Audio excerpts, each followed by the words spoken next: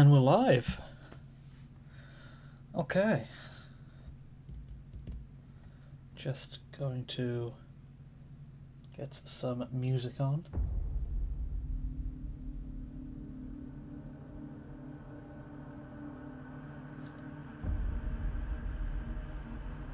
Some music from Archotechna. Some very cool Mechanicus style music.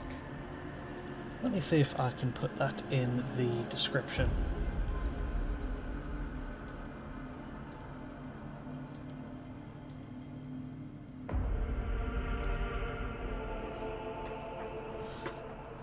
Just so everyone knows where to go to find them.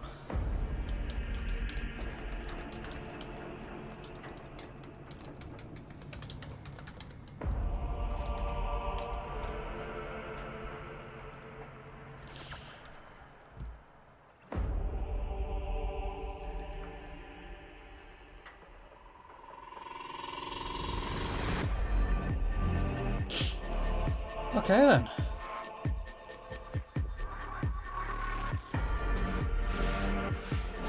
If you've seen from my YouTube community posts, or Twitter or Instagram or most of my other social media sites, I started making a Sentinel exosuit to go with my Helldiver Cassock. Still got them on the desk. And similar to the Helldivers themselves, I'm trying to keep this conversion pretty simple. Just trying to stick to the kit itself.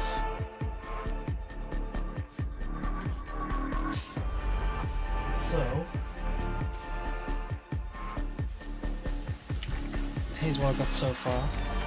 Just primed it today in about the last hour or so. Just 2 coats of Chaos Black.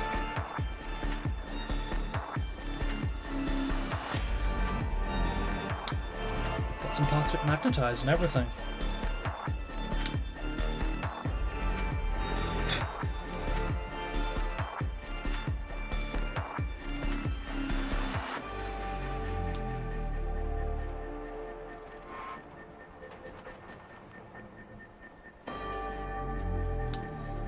Just making sure the primer got everywhere it needed to. It mostly did. There's a few spots which are a tad grey, but we'll also be dry brushing a lot of colours over it, so I don't think that's too big of a problem.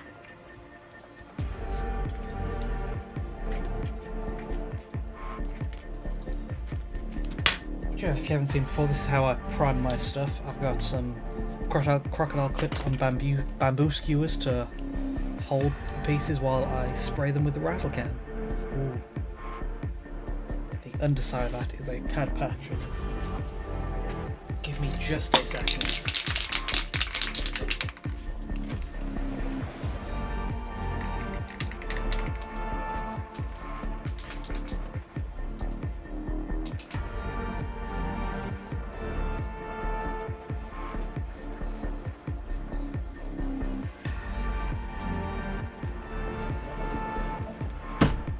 Okay, just very quickly spray that, but yeah. Chaos Black, bamboo skewers with crocodile clips. And this is just some strips of corrugated cardboard I cut up and glued and taped together, and they work well to hold the bits. So that's a method I recommend for holding bits while they're priming if you're looking for something like that yourself.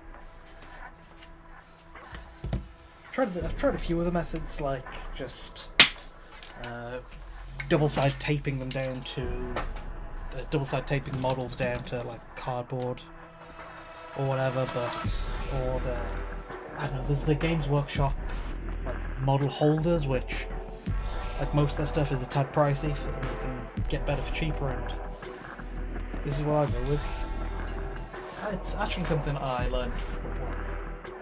I picked up from Gunpla, how I've seen a lot of Gunpla stuff held and sprayed, so there's a lot to be learned from Gunpla side of the hobby. Yeah, that's drying. Well, that gun's drying, and this is what I've got to work with so far.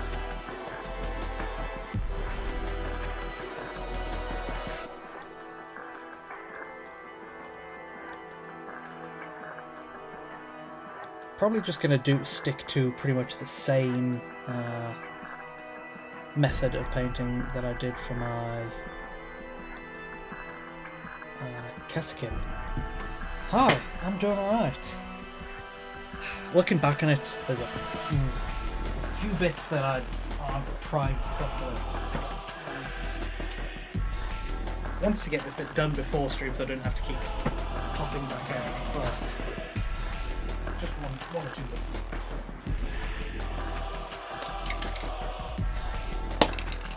Back in just another second.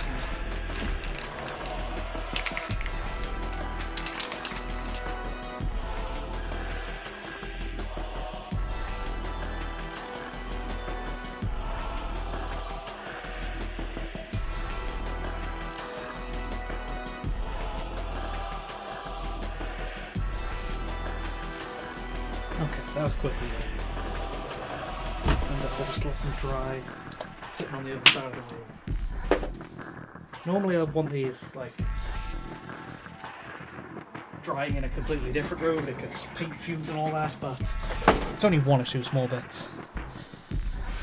But in the meantime, I can get started on the rest of this and everything's set up.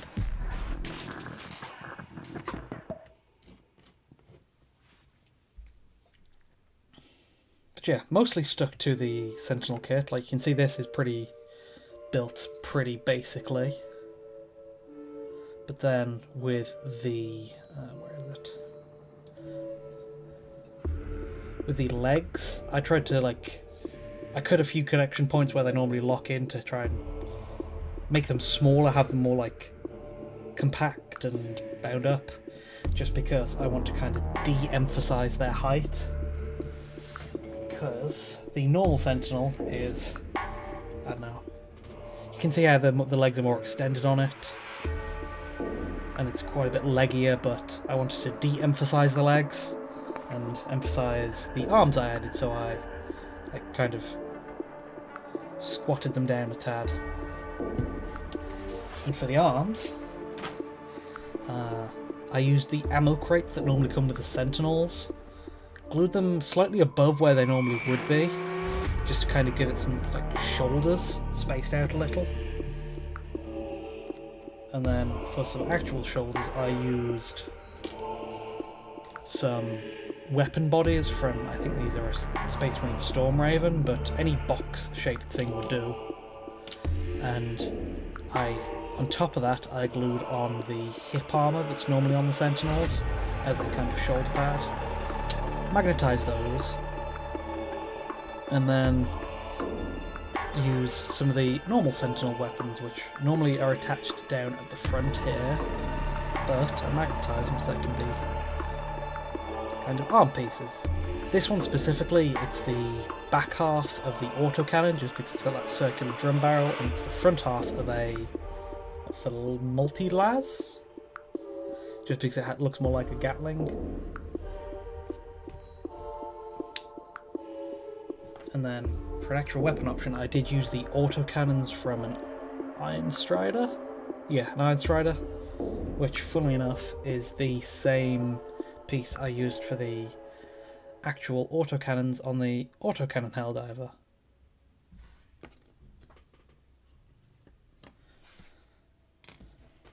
And yeah, that got built pretty quickly.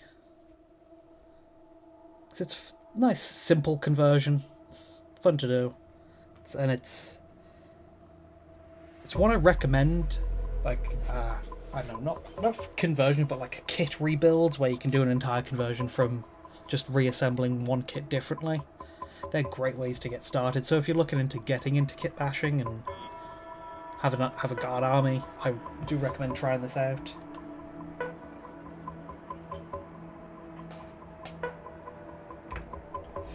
Yeah, that's just a brief update on what I got so far. And And then it's time to dry brush on a few colours. Well, colours, a few greys.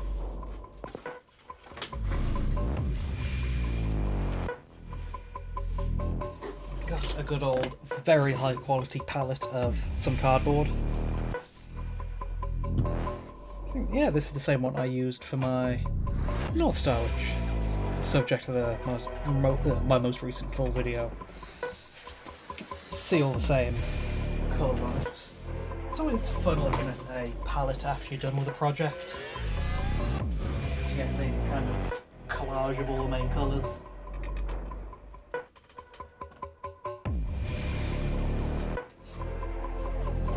And I'm going to be starting off with Eshin Grey.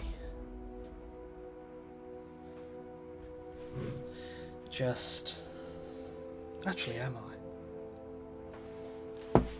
Do I go to Eshin Grey or do I go to Corpse? Okay, actually, we're not starting off with Eshin Grey. We're starting off with Corvus Black.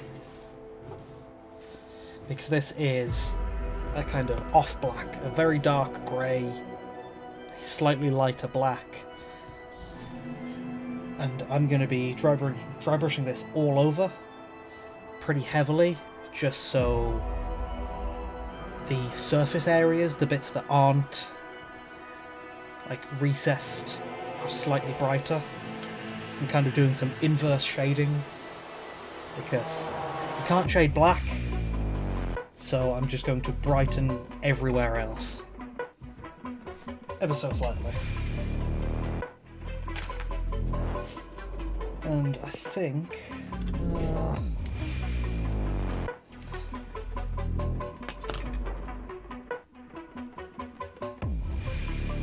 just trying to decide which brush would be better to use.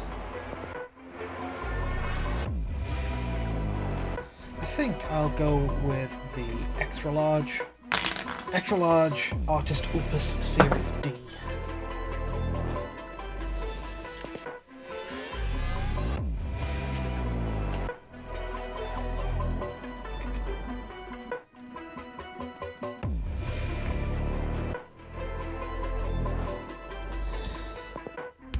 Yeah. Oh yeah, and I've also got a little Necron with his chin cut off below his foot. Just so he's not standing still doing nothing interesting.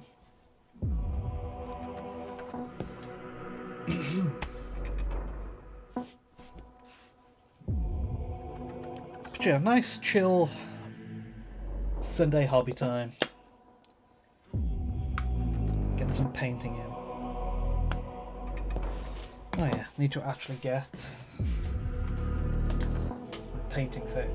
bit of a painting station set up.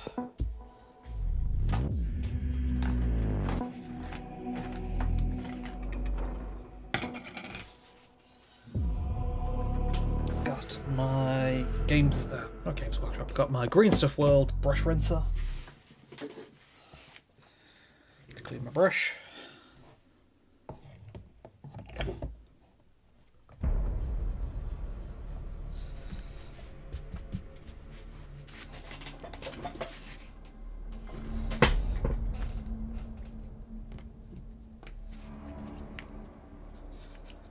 Yeah, that's how I'll be getting on today.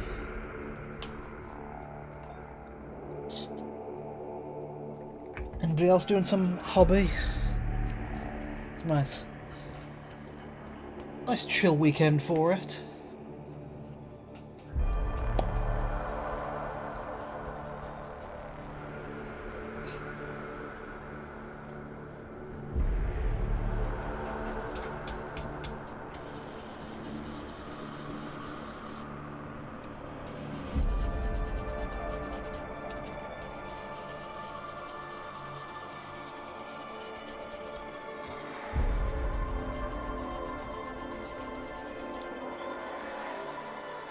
Really trying to work the Corvus Black into the brush,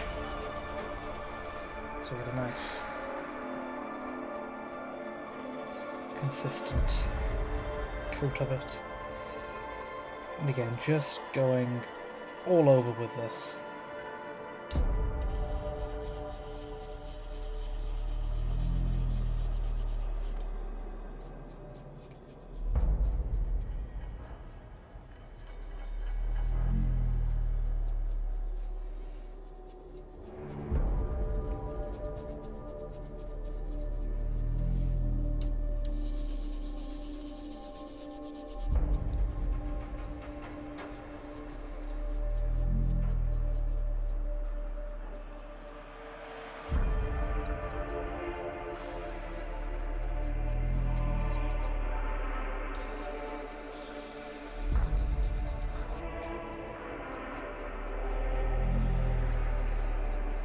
Trying to make sure the non-recessed areas, all kind of surface areas, all edges, everything kind of raised, is just slightly brighter than the Chaos Black Prime.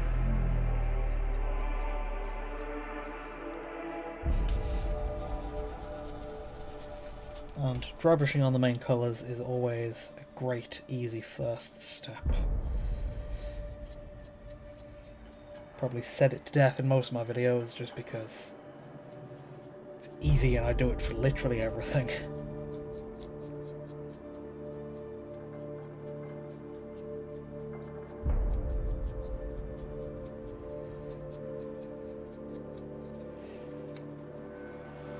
And I really want to make sure the black on this is good because that is obviously one of the main colours of the scheme, but it is a kind of basic scheme of black, silver, a few spots of yellow, and that's about it. So I want to make sure that the colours that are on there are good. Oh yeah, I will be going with just the Patriot exosuit colour scheme, which is like black, grey-ish. Just because that's the most matching to the Helldivers. There is the option for the, I think it's the Emancipator exosuit, the autocannon version, which is mostly yellow, but it's a bit too different.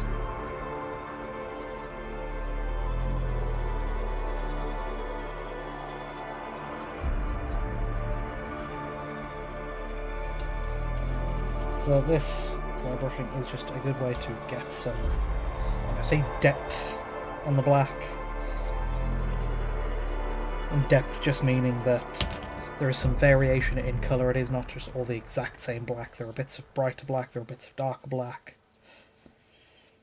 So if you hear me say like depth of colour or whatever, in case it's not immediately recognisable as to what I mean, it's just so there's the multiple tones, I think might be a correct term. Multiple tones of the colour where appropriate.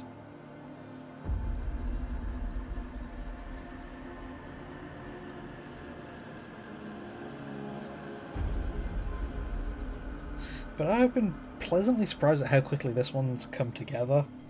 Like, I think I started building this a week ago, maybe less. I mean, you can see it's not a heavy conversion like it is like my North Star or whatever. But it's fun to do something smaller, and like I said, I think this is a good opportunity for like an example kit bash, a recommended kit bash if you want to get into it. It's one of my first big kit bashes. Was kind of just a rebuild of a Onager Dunewalker. Onager? Can't remember exactly the pronunciation, but it is like the smaller walker tank from the AdMech. Built that like a spider mech, which is a great build that pretty much just used all the main bits from the Dunecrawler tank itself. And that was a great start into kit bashing for me.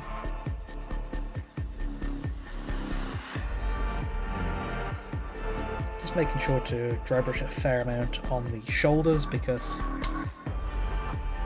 shoulders are always a good point to highlight, build up the colour on, because they are on the top part of the model. They're kind of outwards facing around the edges.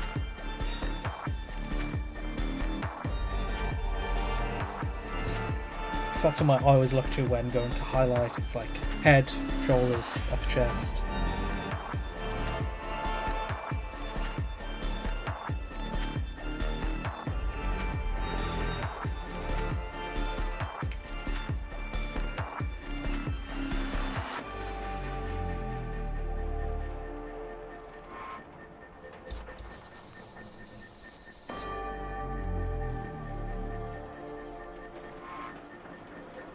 It's kind of hard to see exactly how much dry brushing and how much paint is coming off the brush at this point, because it is a very similar colour to the prime, but don't need, if err on the side of like getting more paint on it, because that's the point of this initial one. It is just a broad dry brush.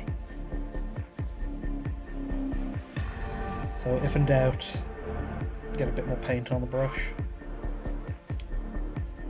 You can kind of notice it, but it's very subtle, so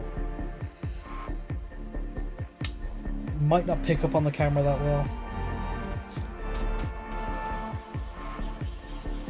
That is the main body and the shoulders done, just the weapons left now. Just going with a circular motion all over, since this is a heavy dry brush coat. For certain dry brush coats you want to focus on going like top down, where the light would be hitting most, but for a heavy coat, just going in circular motions to hit it from all over, from every direction.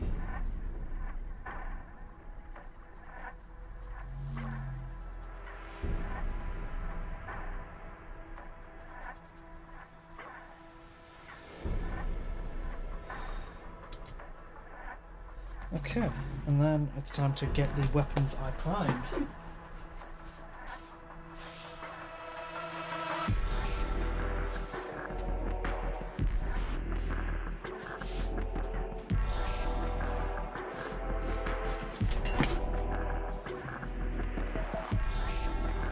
Got the autocannon from the Iron Strider and the missile salvo box.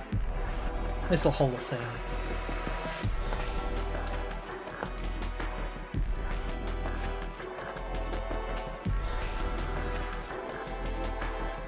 And I actually magnetized this one so it can go on either side too. Because there's always that question of how faithful to like the inspiration do you want to be versus how would that affect the rules? Because the Sentinel does have an autocannon weapon option, so I want to be able to fill that loadout. But I also had this other shoulder, and I didn't go all the way as to make like a double autocannon loadout. Even though it's possible, I didn't feel like didn't feel like that valuable a use of the parts.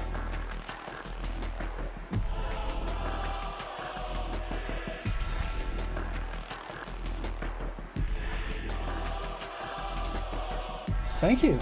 Yeah, this has turned out pretty good looking.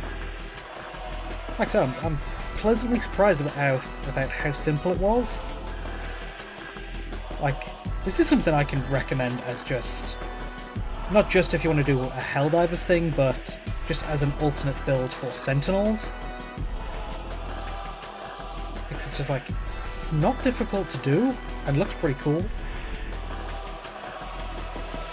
Yeah, magnetizing is always fun too. It can get in the way sometimes, like with my BT. I feel like I magnetized a bit parts that were kind of unnecessary. It's super cool that it has a what's it called, posable skeleton, whatever. But that does mean it's can never be in a super interesting pose. But this one is a good point of, yeah, it's just magnetizing the weapon options.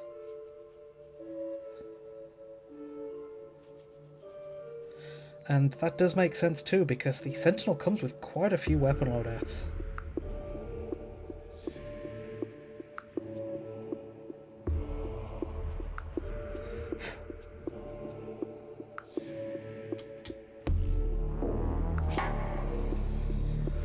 And then the autocannon.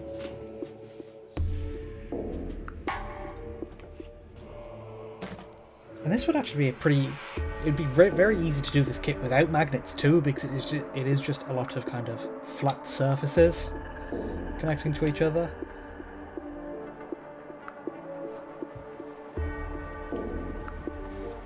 But yeah, there's also a few other weapon loadouts that could very easily be done on this. Like, you can see the parts I didn't use on the sprue. There's still the plasma gun, the flamer, one of the las options. And they could just be added on here, no problem. I'm specifically going for the Helldivers type loadouts, so something like Gatling-like and the autocannons. But like I said, this is very viable for just an alternate build for the Sentry as is, for just normal guard armies.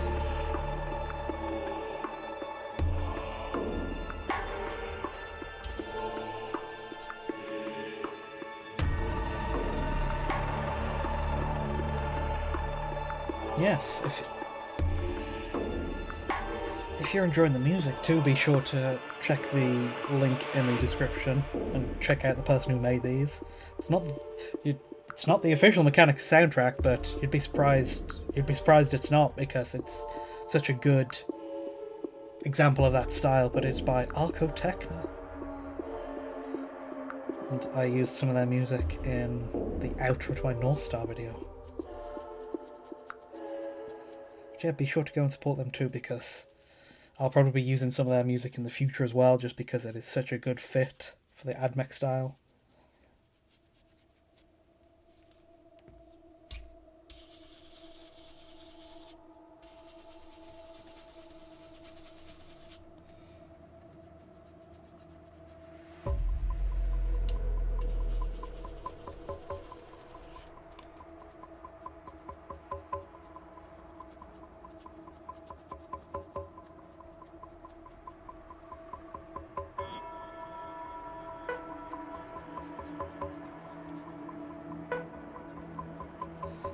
That is... I'm having trouble finding exact where some good points to hold the pieces while dry brushing them, but that's always a bit of a problem. But this piece has some, I don't know, an alright point to hold it. But it is going to be black all over. Well, mostly black all over, which makes finding the right points to hold it a tad tricky. But...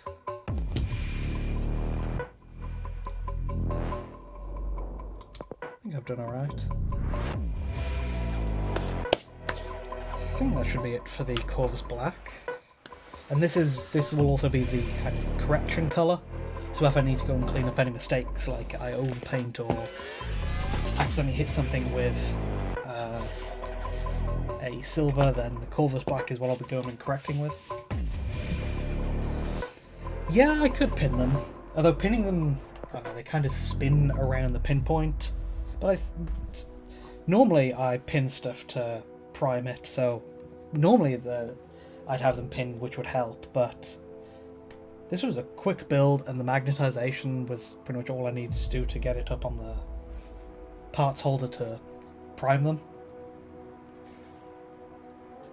If I was having a lot of trouble with holding them, then yeah, I would go pin them, but this is enough to work with now. Ooh, let me just quickly...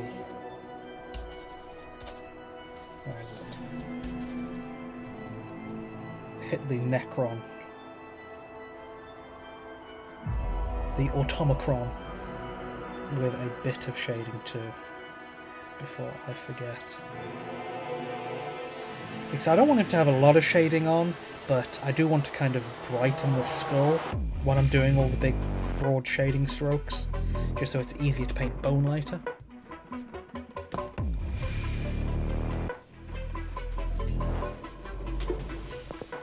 Okay, so this is what he looks like after the Corvus. You can see, might be able to see a few spots where it's kind of off black, I guess. Like big on the front here.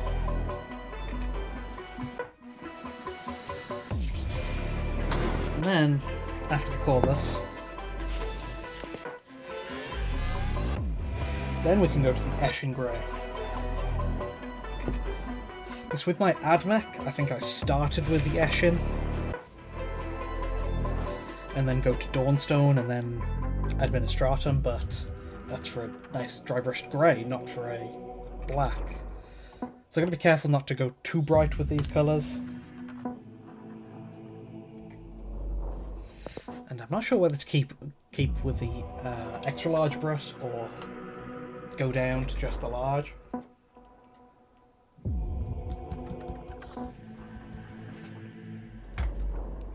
I'll risk it with the extra large for the Eshin, but I'll definitely be moving down to a smaller brush for the next colour.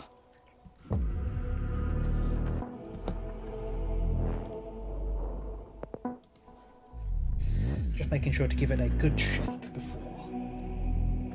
before I start using it.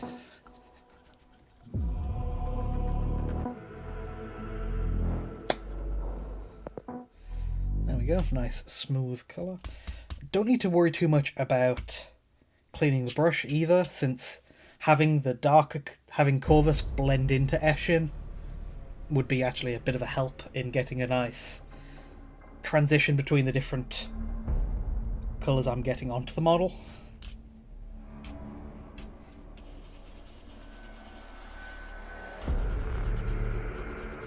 Like, it's barely brighter than the Corvus right now, because the Eshin has mixed with all the Corvus on the brush, and so that is actually really good for us because it will result in some very nice kind of colour transitions between the bits I want to be darker and bits I want to be brighter. So instead of going circular right now to get it all over, I'm specifically going like top down but also diagonally downwards. It's like hitting all the raised surfaces and some of the sides too. But I don't want to hit everything. And then with probably the next grey I'll do will be brighter in the final one. With that one I'll just be going straight down just to only hit the like top edges but the best.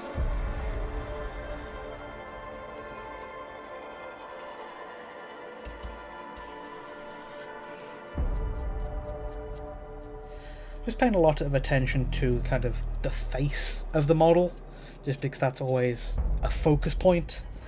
So you want to make sure that bit's looking good, because that's where a lot of the eyes will go to first.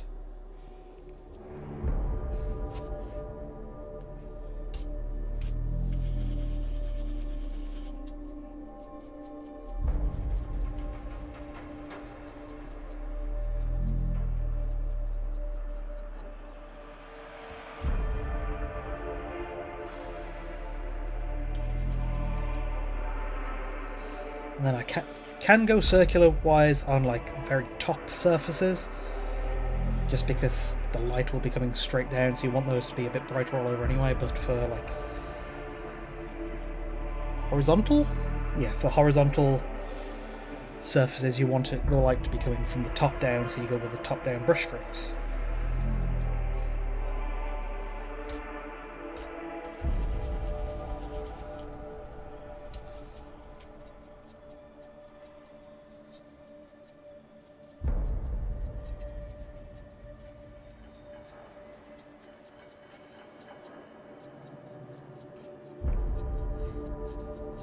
Doesn't matter about getting not precise enough on the back, because this kind of exhaust grill, these exhaust panels, whatever the exact name for them, they'll probably be painted silver, but just getting the whole area with some shading for the bits that won't be silver.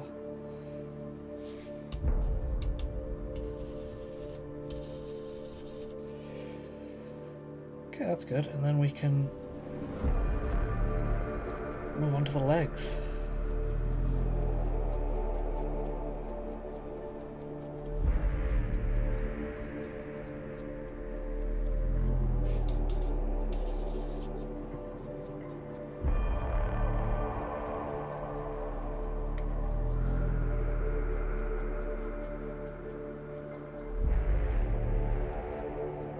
There we go, now I see a good level of depth on the greys.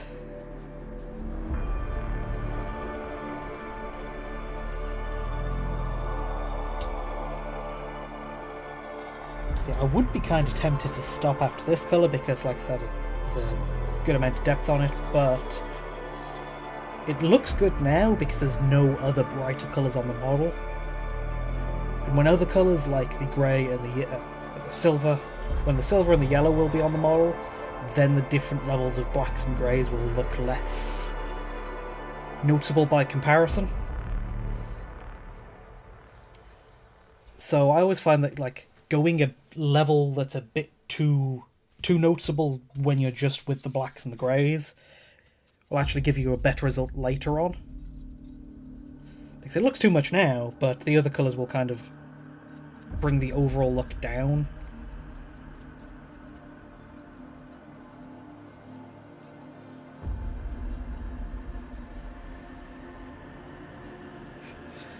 The Necron's arm is a bit fragile because I kind of had to break it a bit to get into like a semi-dead position for him to be stepped on.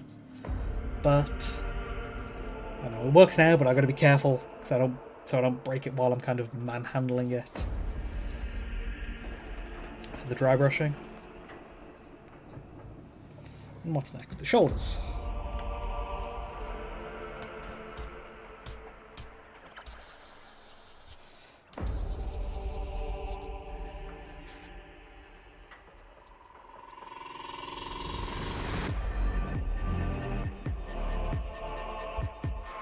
Is this actual Mechanicus music that came on the playlist? Because I gotta be careful. No, it is Sacred Machinery by Archotechno. Just goes to show how good a job he did, how good a job they did at going for the Mechanicus inspired music by the fact that I thought it was Mechanicus music for a second and needed to worry about my channel being copyright struck or whatever.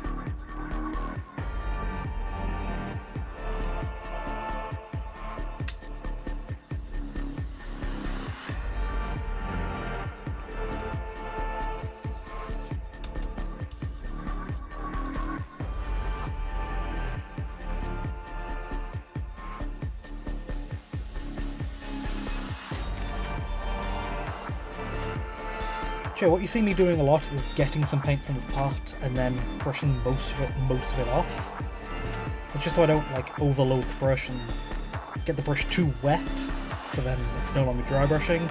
But get some paint out the brush, wipe off any excess, use what's on the brush, and then come back to the stuff I wiped off before. It's generally how I go about with my dry brushing, but if you want some proper dry brushing tutorials, then go to Artist Opus, channel who, made these brushes I always use. Probably the best hobby dry brush brushes. There's some great tutorials on it too. This whole base coating with by dry brushing is something I pretty much just learnt from them, following their tutorials.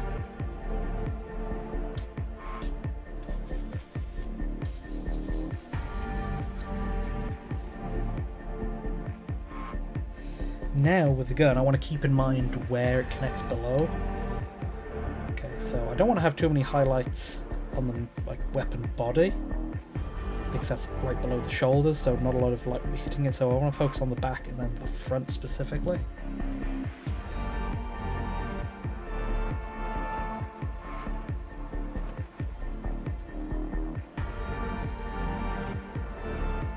And the kind of ammo drum sticking outside that can because it's sticking out.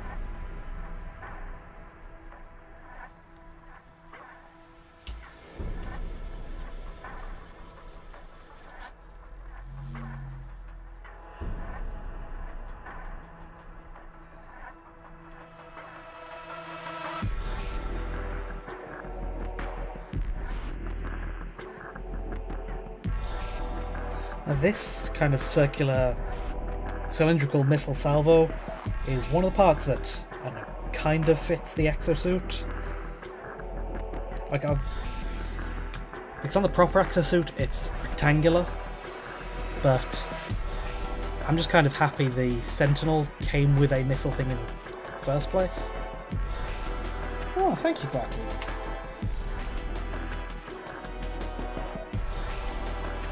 Thank you for saying you like my work.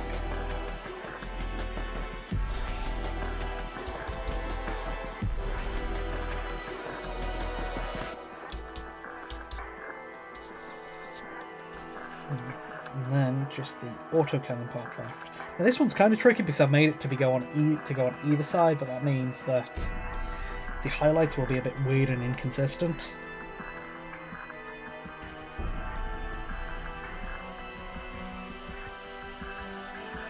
So I just kind of highlight all over, I guess.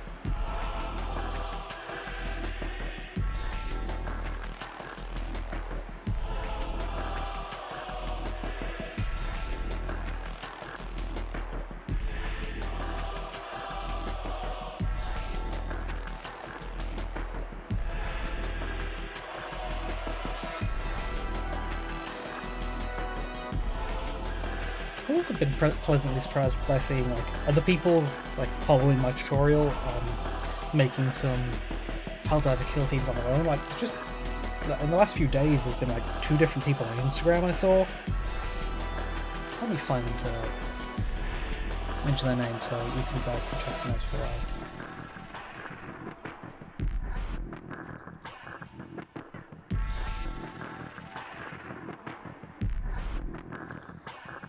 There is Alves117, who did a very cool version because they did like a few different armor types too. Like they did like the Skull Commando paint scheme with some bits of like beige bone and red and gold in there too. They did the medics where it's like green and white. What's underneath the foot of the exosuit? That is a Necron. Because this is going with my... Well, yeah, given you called it an exosuit. But yeah, it's like the Necron automaton I made to go with my Helldivers. And I have a few spare Necron parts, so I thought it would be cool to throw one under there. And thanks for reminding me, because I do need to hit him with a bit of grey.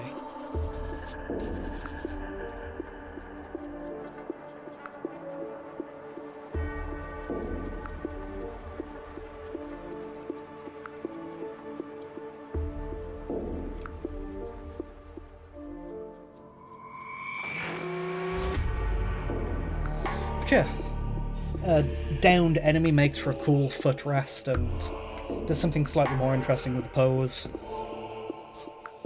Like, Space Marines have a fair amount of tactical rocks to stand on, just to give them a bit of a leg up in their pose to do something different with it.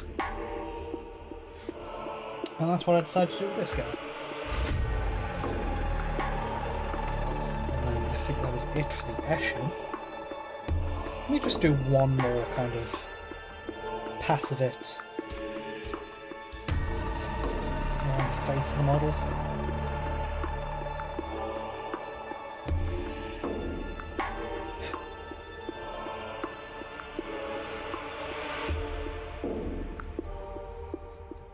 To really hit any like raised edges. It's like I mentioned, the face, the front, that gets a lot of people look there first. So if you're gonna pay extra attention to anywhere, it should be there.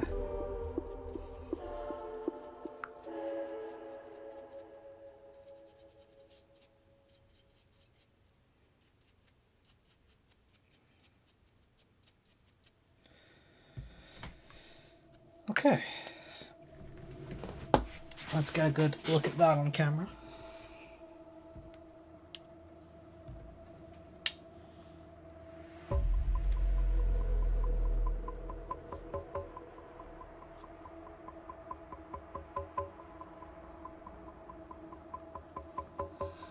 You can see some good depth built up in the greys now. You can see it around the face area, of course, the shoulder pads, and the outside of the leg panels.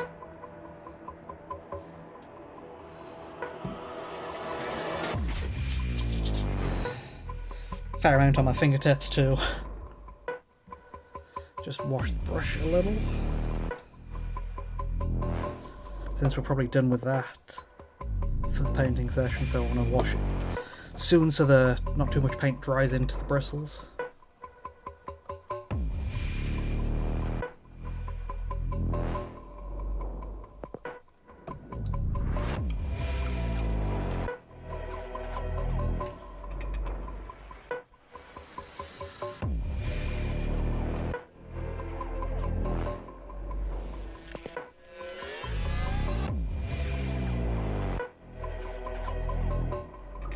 Okay, that's a good quick wash. After the stream's over, I probably will go back and use some paint thinner on it just to really clean it. But the big ones are a bit of a pain to wash because they take a while to dry out too. So just make sure I'm just making sure the bristles aren't clumped together while I put it off to the side. Let that dry. And then coming in with the size down, going with just the large. And then what's the next grey on my list? Okay, the next grey I have, which is a shade brighter, is Dawnstone. So it's like a trio of greys, the darkest which goes all over, the mid one which goes most places, and then the Dawnstone which only goes on most raised edges. Normally I wouldn't do this amount of... go this far with having like 3 paints, well, 4 paints including the prime for a single element of the paint scheme, but given it is like 90% black, I feel like it's worth going an extra mile to make 90% of the model look that good.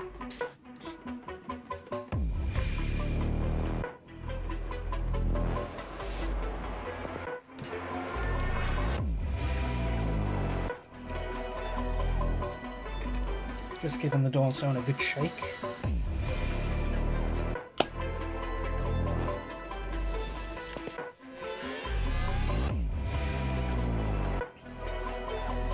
Probably should get a new large one soon because you can kind of see how short the brush has gotten from how much I've used it, because like I think I do pretty much all of my painting with these 2 brushes. A large Artist Opus dry brush and then a size 0 Raphael Kalinsky for a hand brush.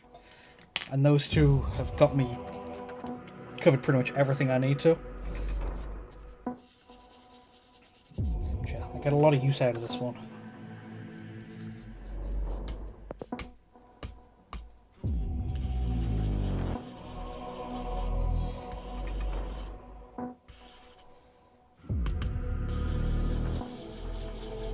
Make sure that the paint has really worked its way into its bristles before getting it onto the model, and just to make sure the brushes and paint is in a good state, starting on the back of the model, just so if it is too much, it's not on an area where it messes it up. Cardboard is useful for dry brushing, but paper towel is good too. It depends, like, once you've gotten used to dry brushing, you can kind of tell when there's too much paint on the brush. So if you've got way too much paint on the brush, then you want to brush it off on the paper towel because that absorbs more. But unless you accidentally load up too much, then just brushing it off on the cardboard is fine. And I just use a cardboard palette because I always have an abundance of cardboard from boxes and everything.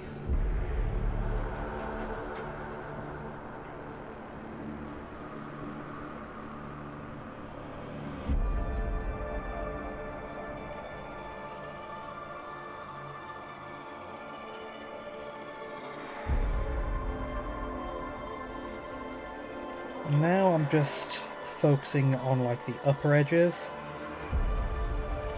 kind of like a very loose edge highlight.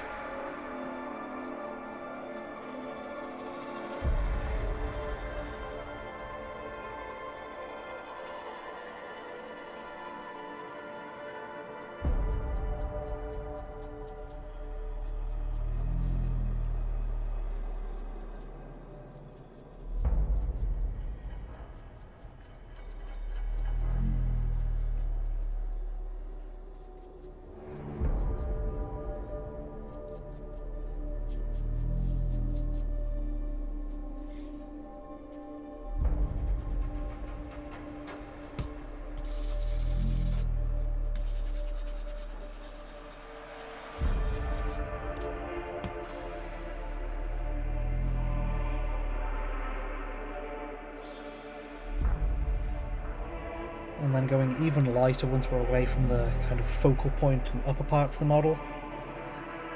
Just like going on the only on the outside of the legs, and only like brushing straight downwards, or even only at slight diagonal angles. Oh, always good ways to like look at the model from straight above and see what points stand out. So obviously a lot of the face and front, but then I can see some of the thigh armour and some of the like kind of outside toes and a bit of the ankle cuff.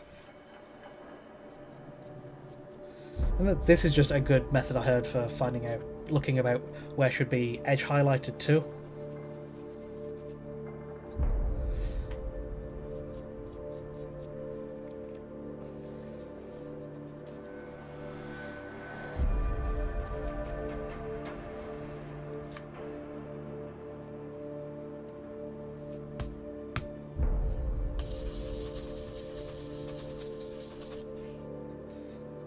The left leg,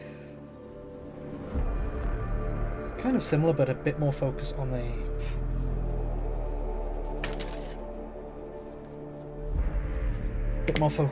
upper leg, since that's extended forward a bit more.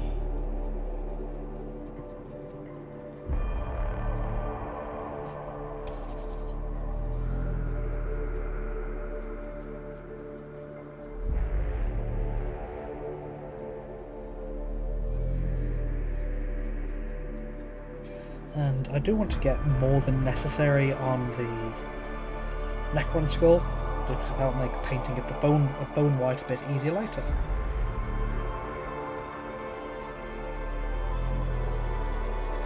And also highlighting extra on any bits you want to draw attention to. So stepped on Necron is a good point, because that's a cool detail, so I might highlight that a bit more than would normally make logical sense looking at it from top down, just to get some attention on it. Have I ever thought about doing some Halo stuff? I reckon a Kaskin kill team would make... Yeah! Oh. Like many people, I used to be a big Halo fan in like 360 days. I was big on 3 and Reach and ODST.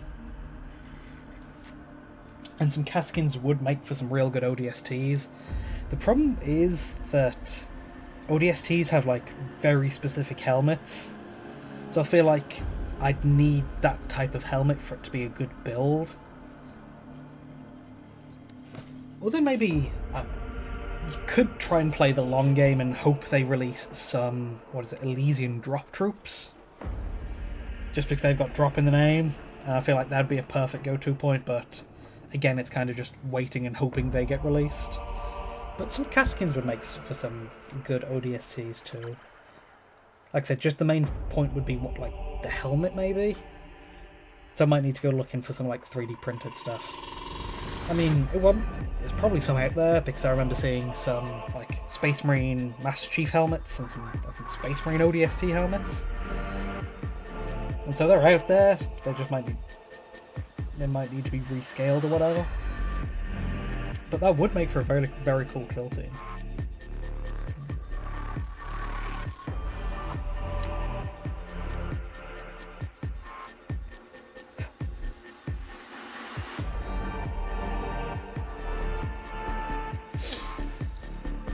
Okay, I think That's the main body done.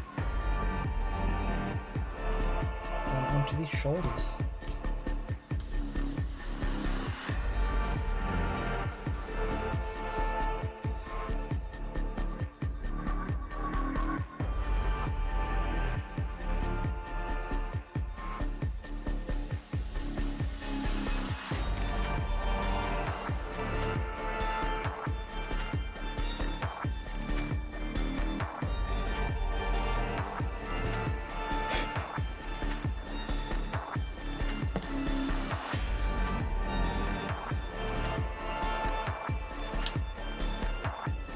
Oh yeah, that's looking good.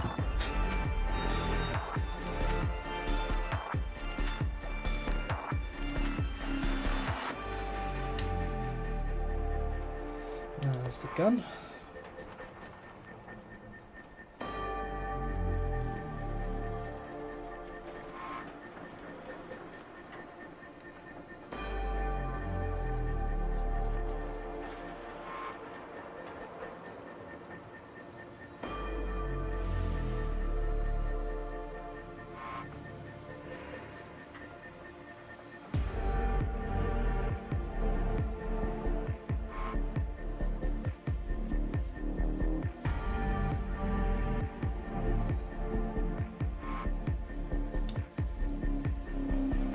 And the other shoulder.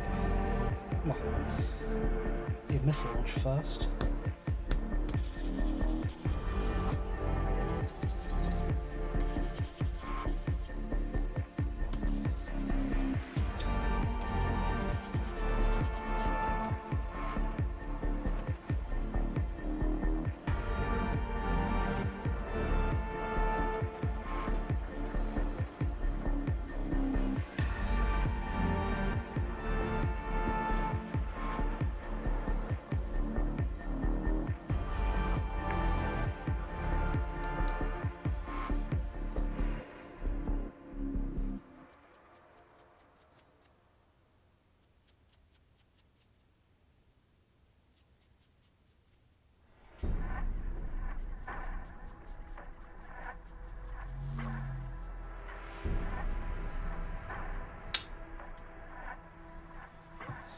Yeah, this is coming together pretty well, pretty quick.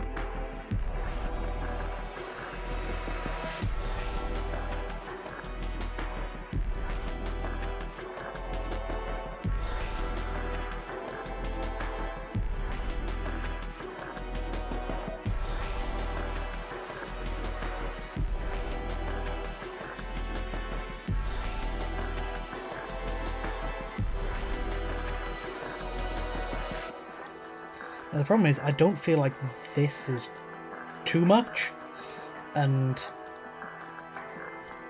I kind of want it to look a bit too much, because by the time the other colours of the yellow and the silver get on there, it'll be toned down anyway, so too much. Look like it when what looks like too much here is actually just enough later on.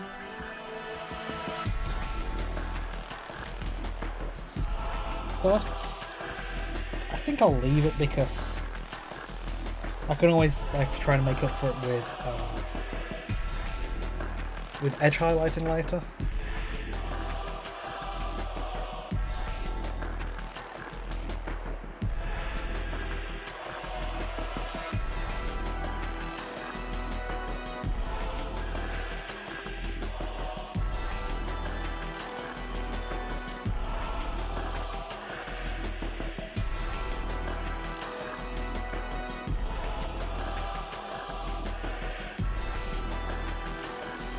Okay.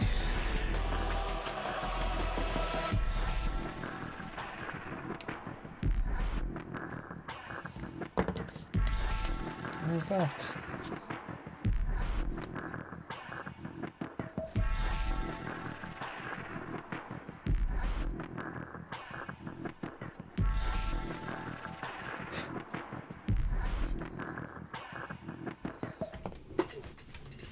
Let's see how that looks on camera.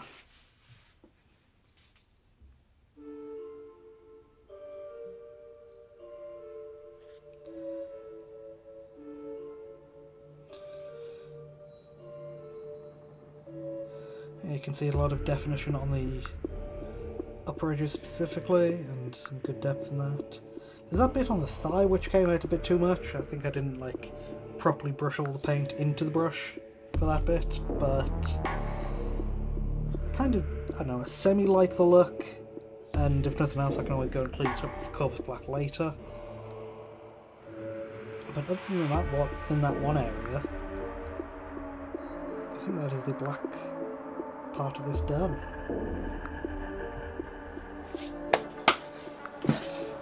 And yeah, that was about an hour of painting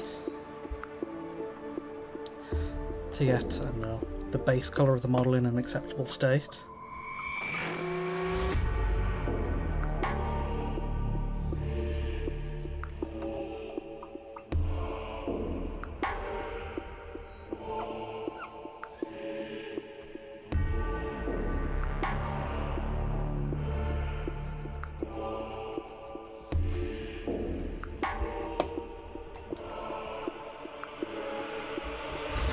And I'm just about out of paint water to clean with.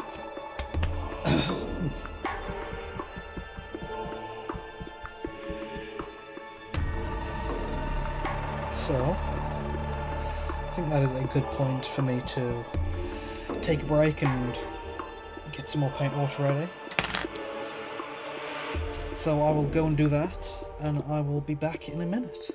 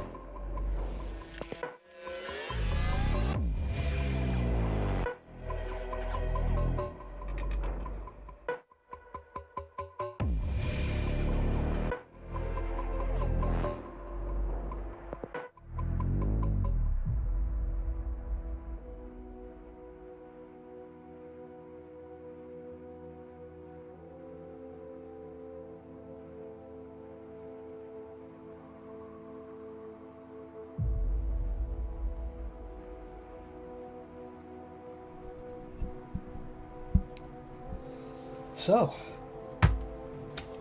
time to move on to the other colours. Got my refresh of paint water.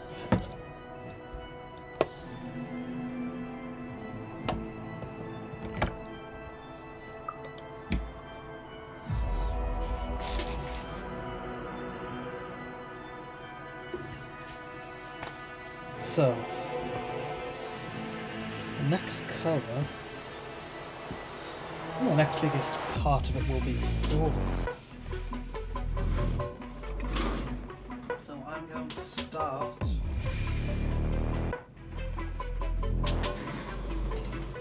with a nice dark silver of Iron Warriors. I tried out using Tooth and Coat's range, and they do have a lot of good metals that I will be silvers that I will be going to later. But for this part specifically, I wanted like a dark silver to get a good base over everything, which I'll then build up with the bright silver highlights later.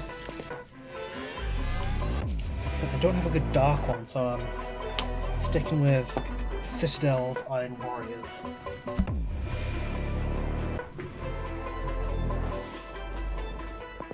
And then for actual hand painting, I need to get a slightly better palette out, and that is just one that I've got still cardboard, but one I've got sellotape over, so the cardboard doesn't, I don't know, absorb the paint and it doesn't dry out too quickly.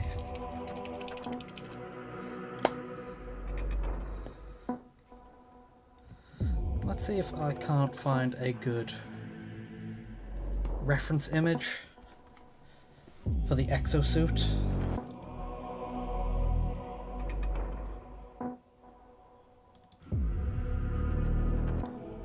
Just to make sure.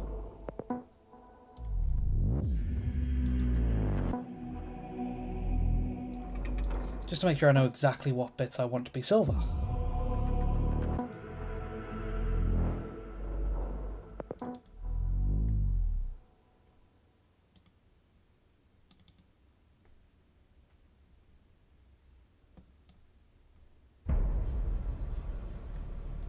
Spartan Bronze as a replacement for Balthazar Gold.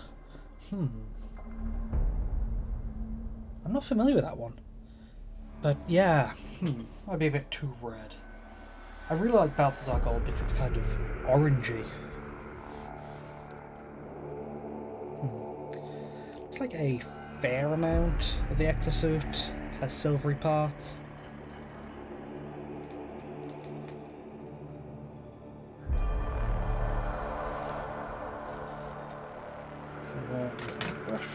There it is. Good old Raphael. Actually, I might need to go a bit bigger than this because it is a bit of a chunky model.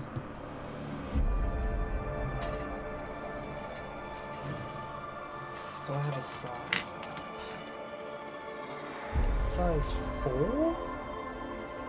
I have a size 4 from the Cryptic Cabin brush Kickstarter. They still are Kalinsky red brush types, although it hasn't kept its point as well as I'd like. But we'll see.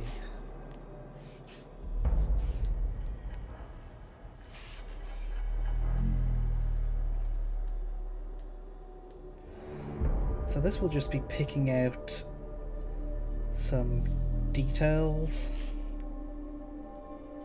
on top of the black.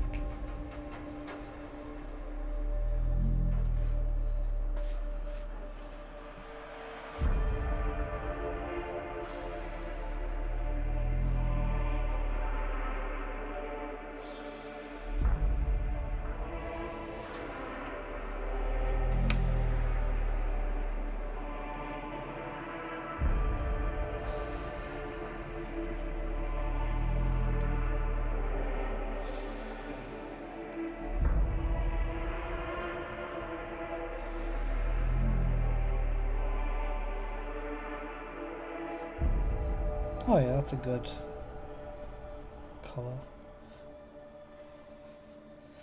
Good base at least. Because like I said, once I've figured out which spots I want to be silver, then I can build on top of the ones I've already picked out.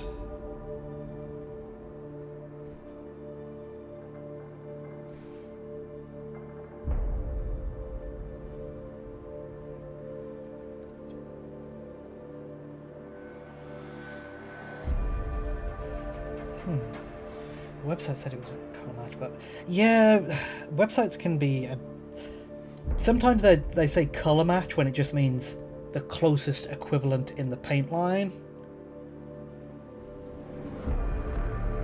Like I've tried to use some colour match sites to change some, but they haven't been exactly precise.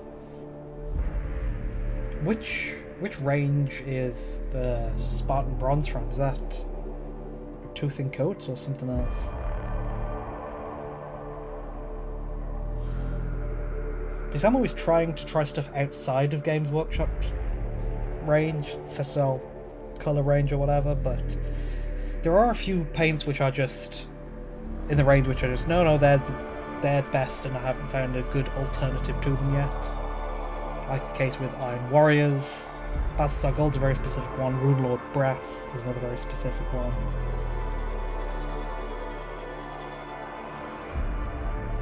So I've never been... I can never wholeheartedly say go for this one paint range, just because each individual paint range has their ups and downs. Yeah, Tooth and Coats. Yeah, Tooth and Coats are good for the most part, but can't win them all, I guess.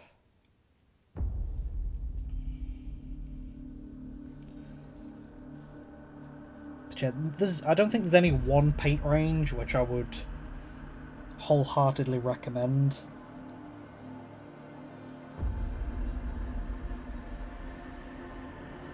Because each one has their specifics. Like, I've heard Pro Acryl is good, but I don't use much of their stuff outside of their one bold titanium white.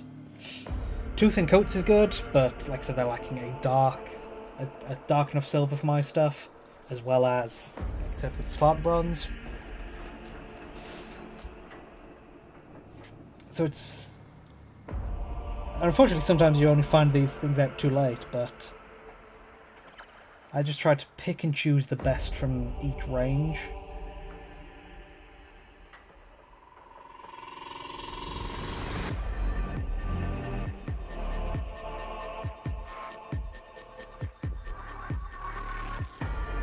Like Games Workshop, they do have some pretty good metallics. They have some pretty good reds. Their yellows and whites are very lacking, except for Avalanche Sunset. That is a good yellow, but it's like on the warmer side, so it's almost an orange, so you might not like it for that reason.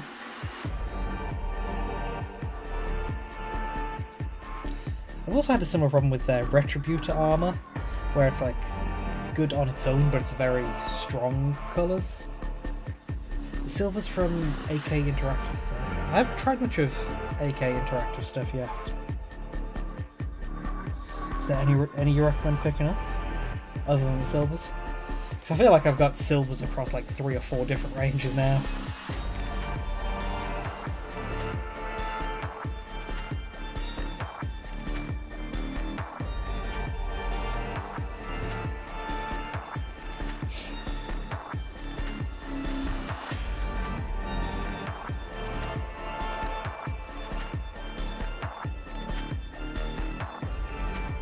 I've got a lot of Games Workshops.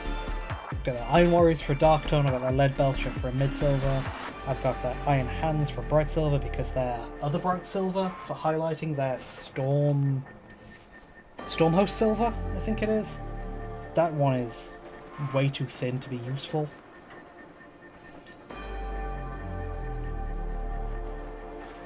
So for a Bright Silver, then Tooth and Coats' Mithril Blade, I think, is a better Bright Silver.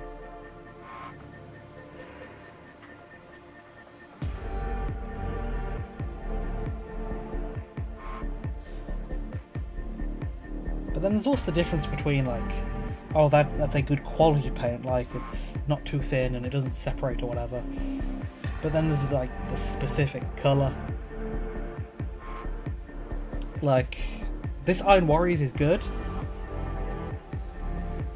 and it's got the right kind of colour to it as well. I tried out Pro Acryl's Dark Silver, and that's good quality-wise, but it's like too many blue tones in it for my liking. So it's like that. It's good quality-wise, but not what I'm looking for colour-wise. There's also that whole extra element to when it comes to finding paints, which makes it even more of a pain.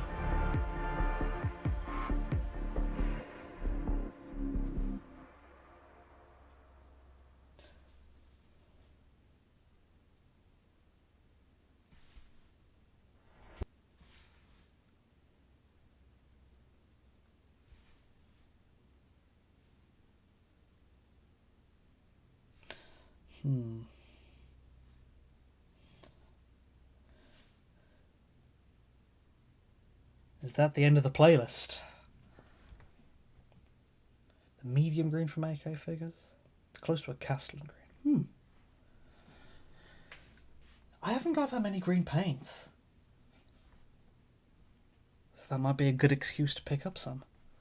Where's the playlist? There it is. And for those who weren't around when I said it earlier, it is linked in the description. It is Arco Technica's Warhammer 40k inspired music, and I do heavily recommend checking their stuff out because it is some great Mechanica style music. And I love that type of stuff. It's wild how, like, Arco Technica started making stuff and it's like, oh hell yeah, more Mechanica style music. And then they just announced Mechanicus 2 the other day. So it's like, wow, getting even more Mechanica style music from the guy who did the first soundtrack, David Guillaume. It's like, whoa. Lucky if you like that type of music. I don't know what are some other spots to pick out. Silver.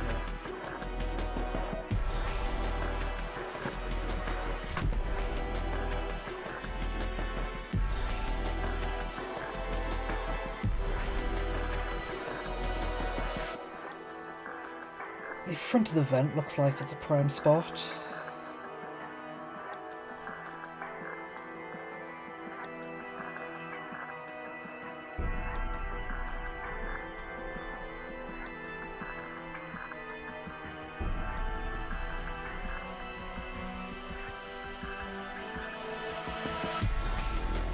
That handle on top of the hatch too.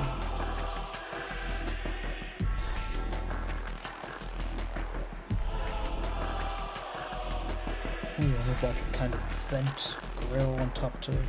I always enjoy this kind of thing where it's just inspecting the model and trying to find some good places to vary it up a bit.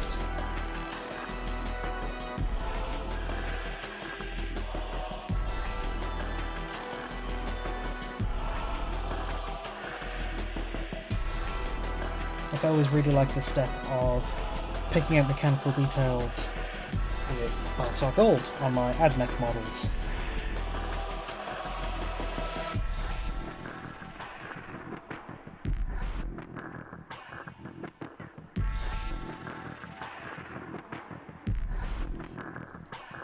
So it's like, if I was way more into the painting side, I can very much see how people like Louise Sugden go crazy with like colour blending and highlights, just because it is enjoyable to pick out these elements and emphasize them.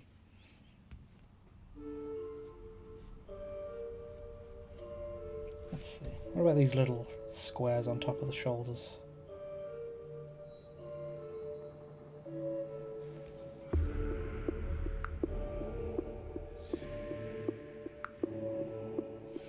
I think there's probably enough spots on the upper body.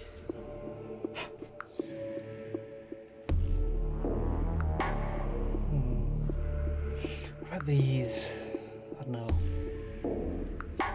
exhaust covers? Because I feel like they're a very big part, so painting them silver might be a bit noticeable, but I could kind of like go over them with a contrast to darken them to make it look like the exhaust's really been shooting out a bunch of smoke and dust.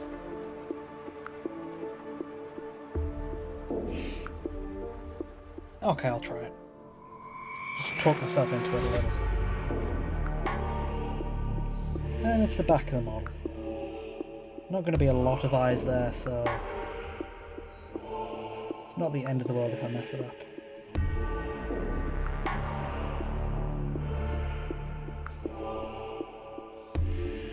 Reminds me, I saw some of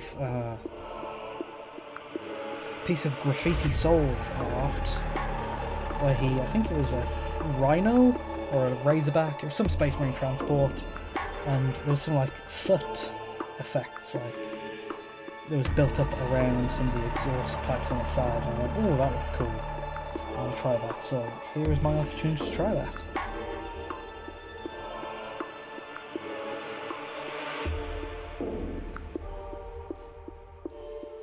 For effects like that, I could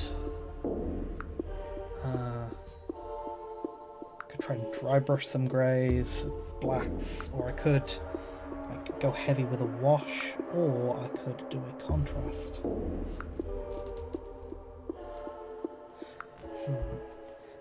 Do you generally try to get as close as possible or take some artistic liberty? It depends. Sometimes I'm trying to get as close to the model as possible, and then sometimes I'm trying to add my own spin on it. I know there's no one thing I always go for, it's just like whatever I'm thinking of at the time. And it also depends on the model itself. Like sometimes I'm thinking that, oh, I want this to be my take on this design, and then other times I'm thinking, no, I just want to be accurate to the design.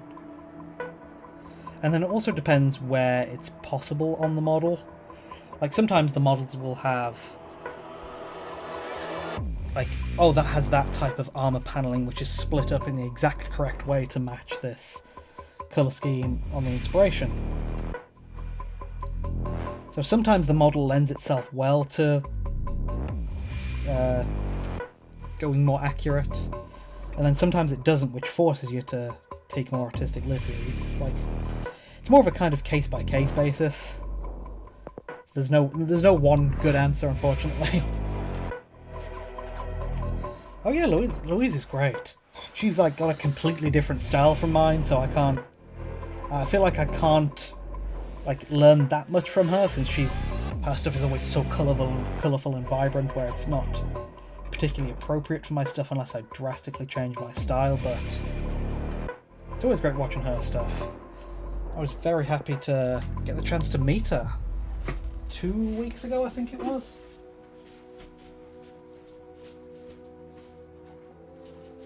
Because she was selling her Pro Acryl paint set at my local paint shop in Nottingham, and so I was able to go there and pick some stuff up from her. I got the Rogue Hobbies Pirate Goblin and the Rogue Hobbies acrylic set. Even got it signed by her, which was very cool.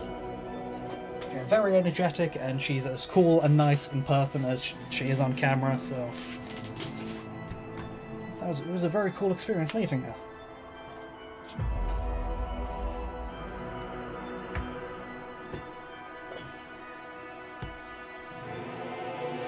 Okay, back to painting.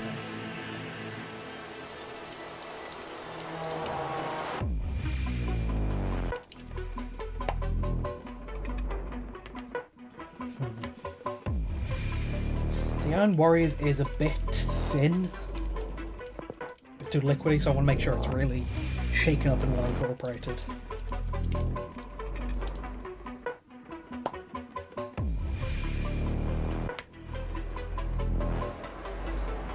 Okay, now I'm looking for some points on the legs to add silvers.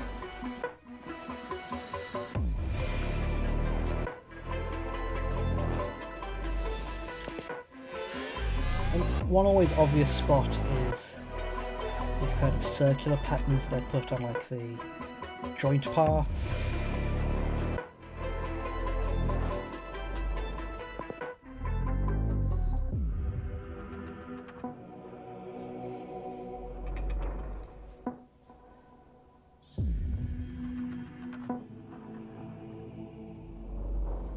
Yeah, it was very nice meeting her. I'm very lucky to be in... I say I'm lucky to be in Nottingham for Warhammer stuff,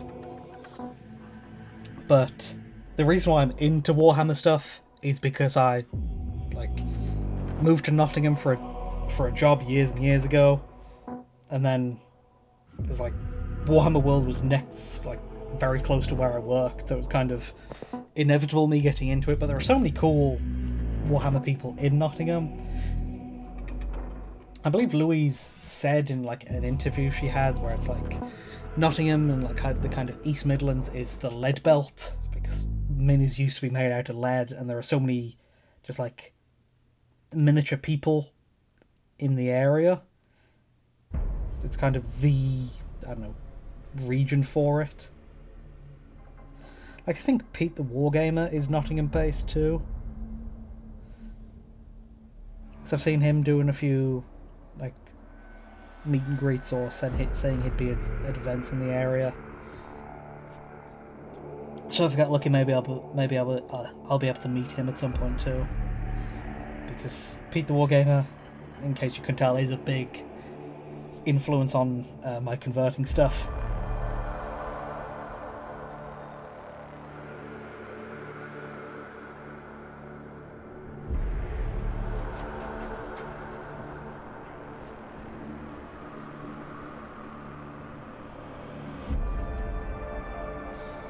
And of course, obviously in the Nottingham, all being around Warhammer World itself is obviously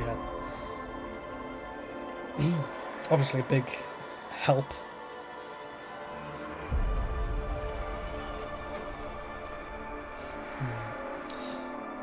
I might swap back down to my smaller sized brush now and get into the details.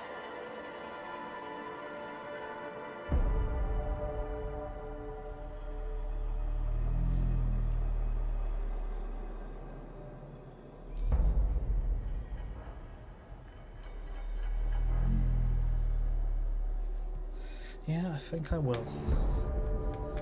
Just need to clean this brush off first.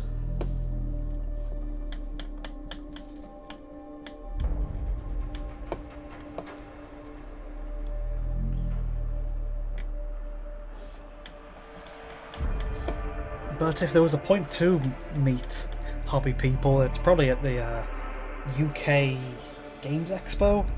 An expo going on this weekend in Birmingham, where I've seen a lot of people said they were going to.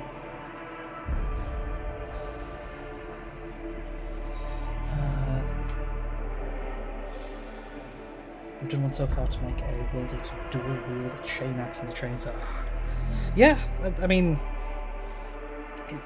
if you do want to get into converting, starting simple, like dual-wielding stuff and changing like weapon loadouts, start off with like either hand swaps or arm swaps. They're a great like way to slowly ease yourself in. Like, that's how I started. I started with like head swaps, helmet swaps, weapon swaps, and it just slowly grew out from there.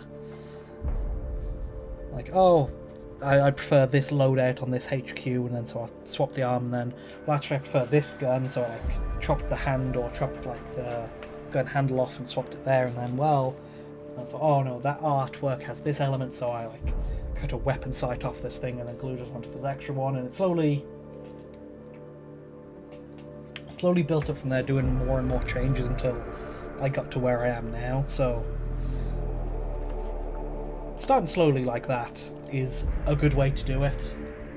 Like, with each new project I try to work in a way to practice something new, like using a new material or a new technique. And that's helped me, I know, develop my skills a lot. So if you're looking to really grow, you could do that. Like, one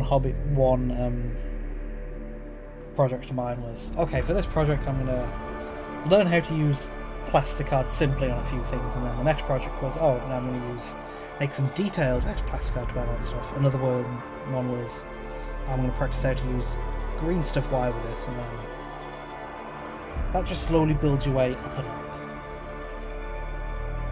And I'm still doing that to this day. Like, my North Star Armature, he was a practice. What I practiced for him was using these metal wires for like extra details and for handles all around, and that was a pretty good success. And now I have this big chunk of wire I got for like £4-5, and I can now know how to use this on any other build going forward. So if I ever need to add a handle to something, I can now do that without much stress.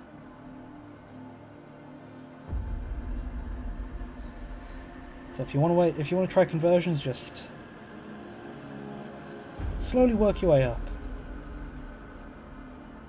Because that's a good way to practice, but also build confidence and not, I don't know, get in over your head too quickly with stuff.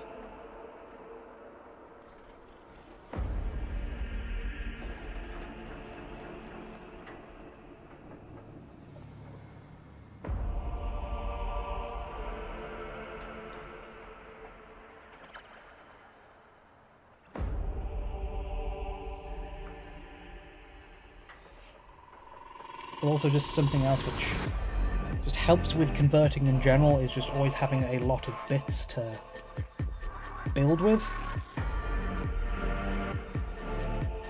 So keep an eye out for like second-hand bits collections, bits boxes on eBay, or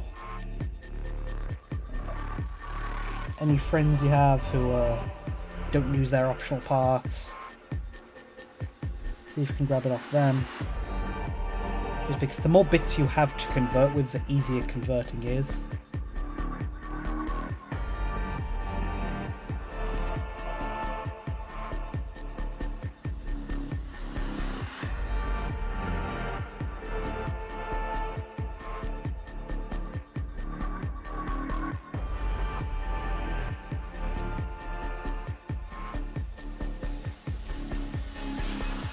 We did do a bit of a large conversion.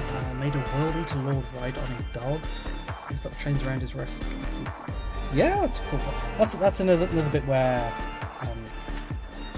practicing with materials. That's always a good one.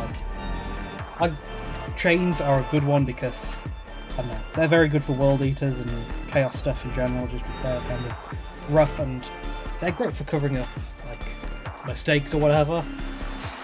They're like using wires, green stuff wires on AdMech.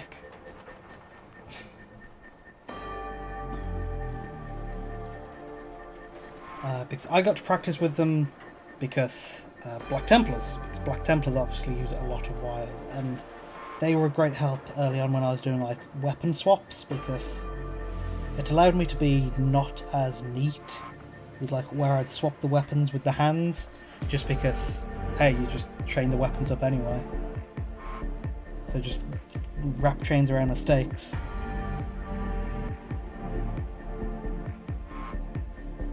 So that's always a good material to work with.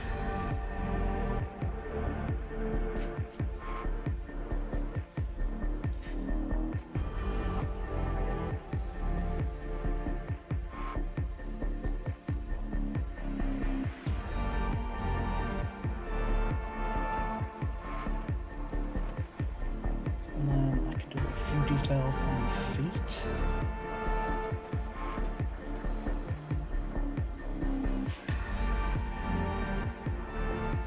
It always makes sense for joints to have like silver mechanical details.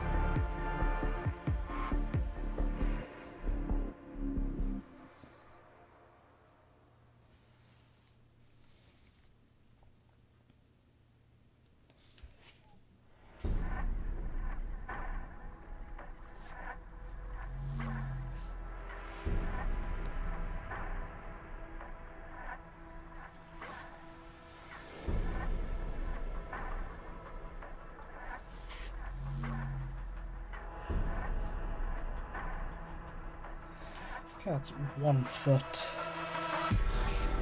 done, and it's going to be tricky to reach the details on the other one, working around the stepped on neck one.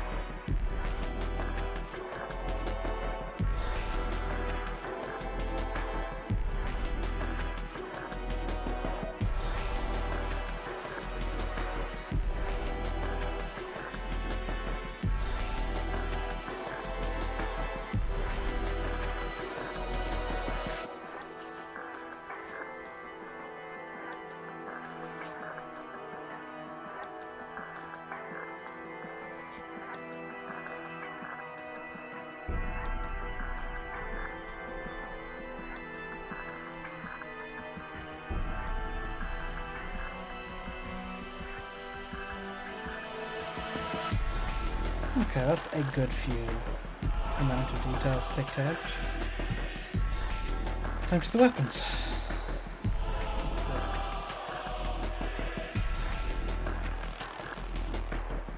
Just a dark silver for now, but for any areas that went particularly well, go with a bit brighter. Get out tooth and coats' range and use some of that.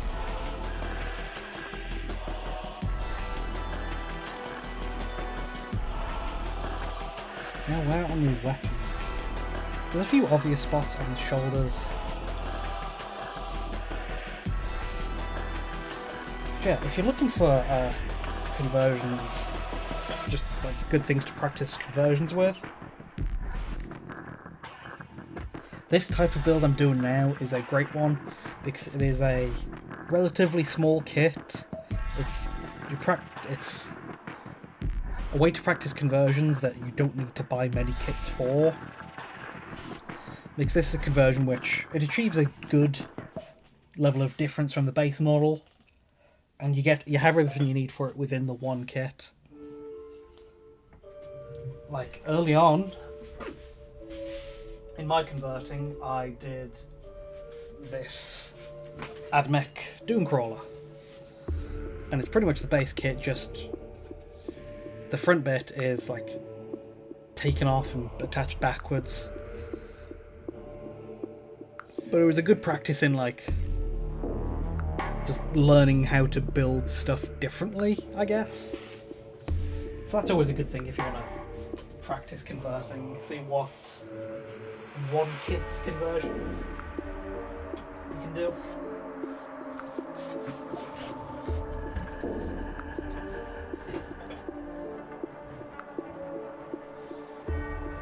Okay, can I get some pictures of the Patriot exosuit to see what the weapon looks like for silver?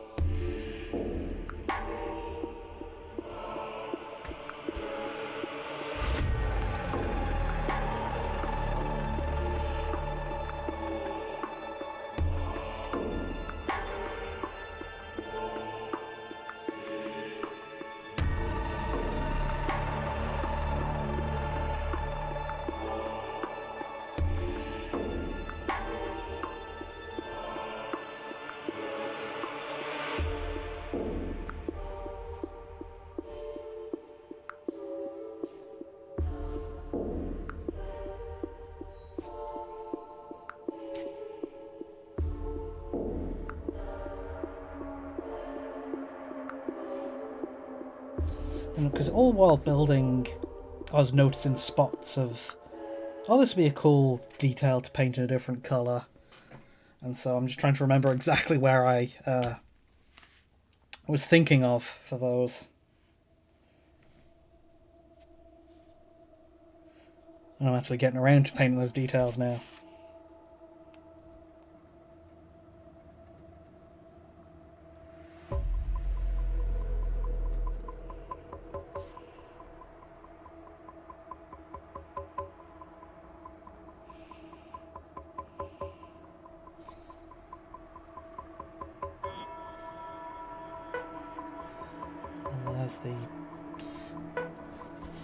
The big rotating midsection of this going to do silver.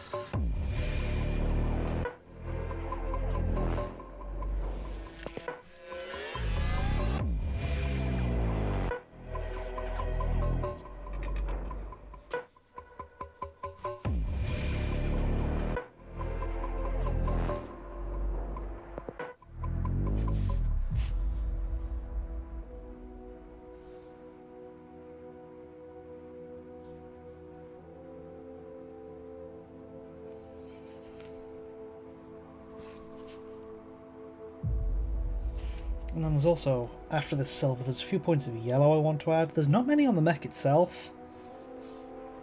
But I also have been having trouble finding some good enough pictures of the mech. So I can find a lot of pictures, but not stuff in good lighting, because I know a lot of the planets in Helldivers are dark and have this weird smoky aura and fog. So I've had trouble finding some good enough reference images. So that might contribute to this build not being particularly faithful. On top of the challenge of trying to keep it to one kit.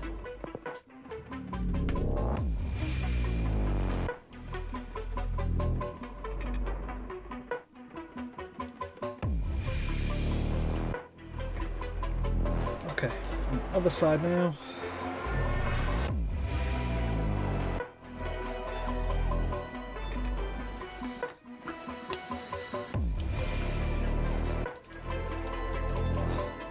Keep the paint mixed. Because that is a problem with some paints, and I think especially metallics, where I've noticed the paint separates kind of quickly.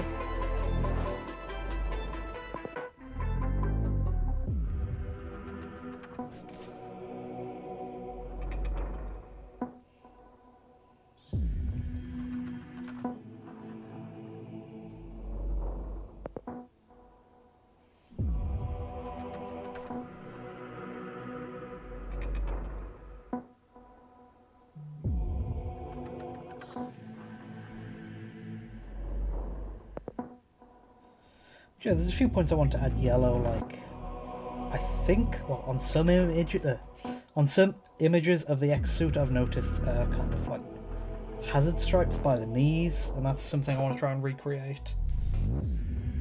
Because I've started to enjoy painting hazard stripes. Not enough to go a full Iron Warriors, but fun.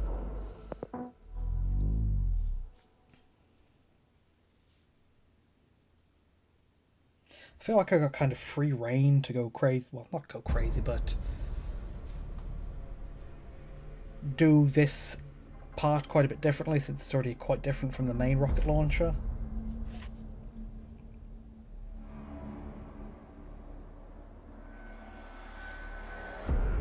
But I don't know, because the kind of missile heads are going to be yellow anyway.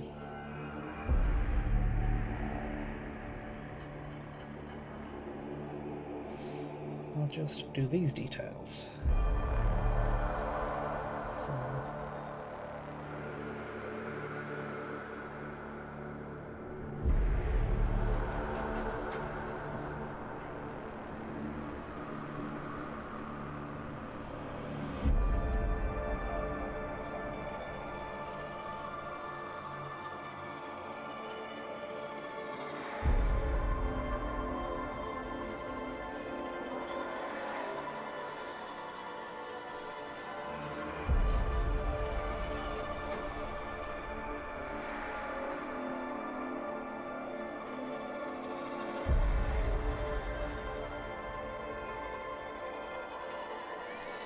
okay, and then just the autocannon left.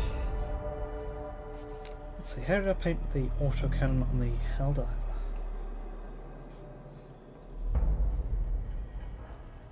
Yeah, they have hazard stripes on the knee pads. So there's one knee pad which already has some stripes on it. So I'll just pick those out yellow, but on the other one, I want to see if I can get some masking tape to do some easy line painting.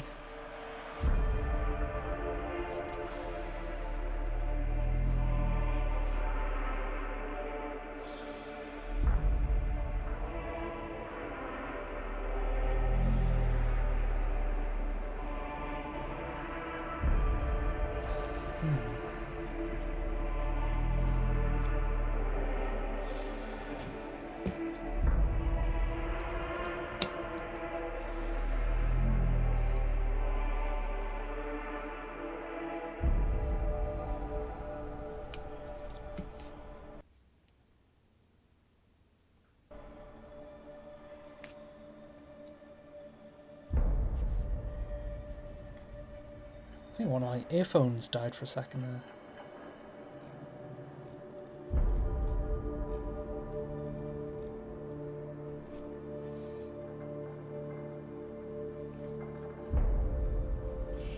Okay, I think we're back.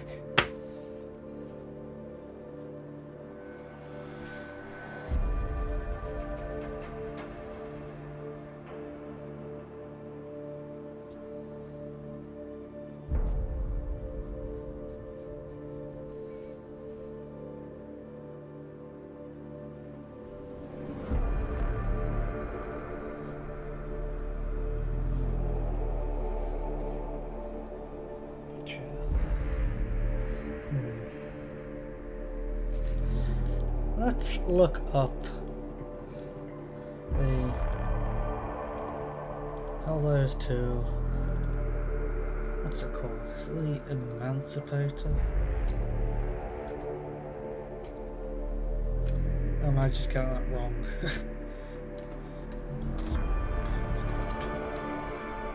Yeah, Emancipator exosuit.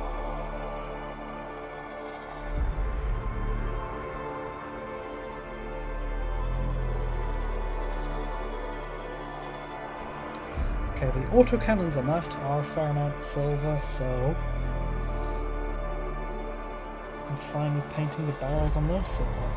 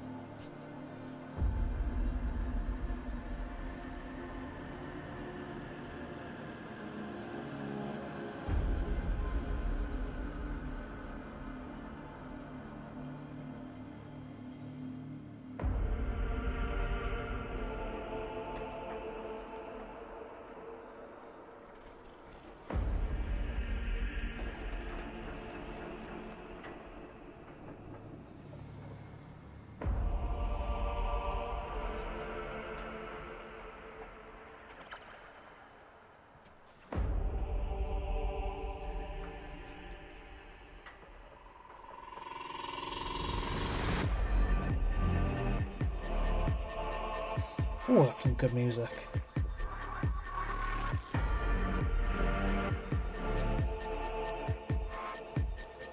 I'm always surprised that, like, since before before Archotechna, we didn't see more Mechanicus style music, because it is so good, and everybody seems to recognize that. Oh yeah, it's good, but didn't see many examples of it outside of the Mechanicus game.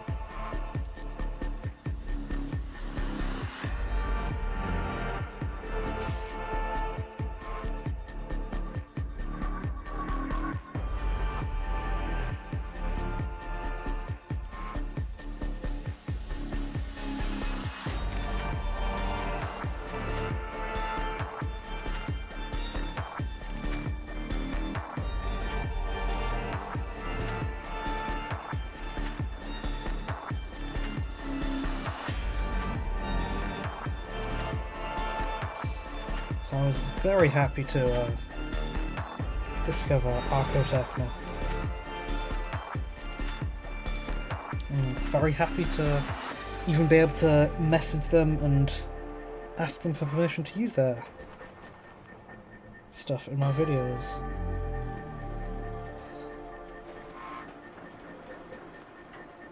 So if anybody listening gets the chance, go check out their stuff and show them some love.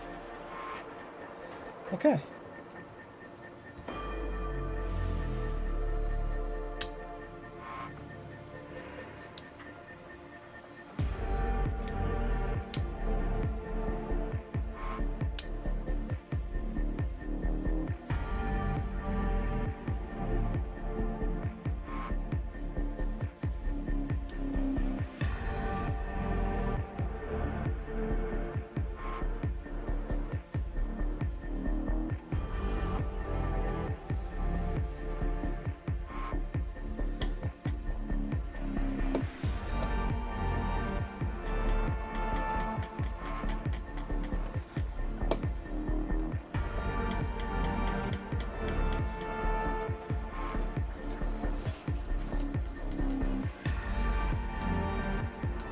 make sure to clean the brush well, because I know metallics in particular metallic flakes in metallic paints can get into paint and water in the bristles and mess up other colours in the brushes. But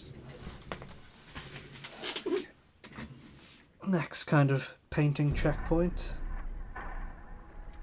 See how it looks.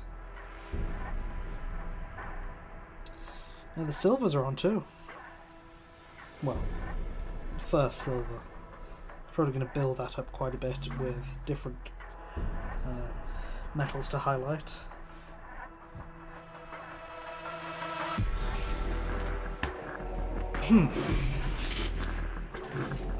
Yes, next is yellows.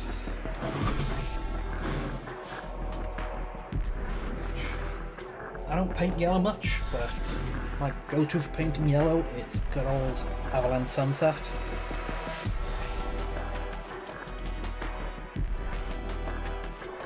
And I can't see many yellows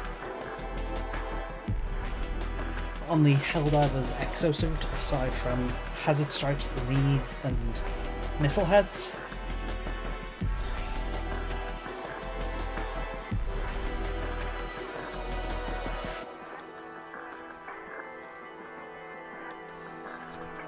See if there's any other places, because like I think the Helldiver's one exosuit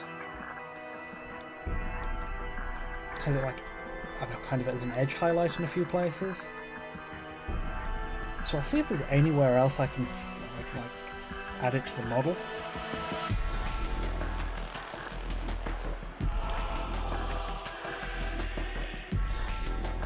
Just making sure it's well shook up.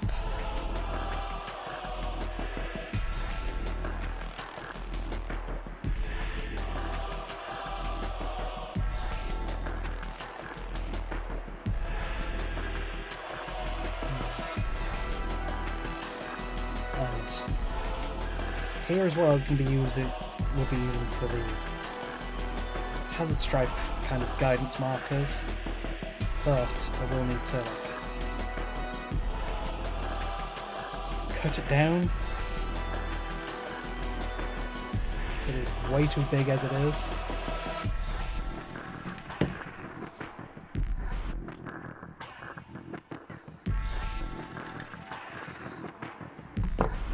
So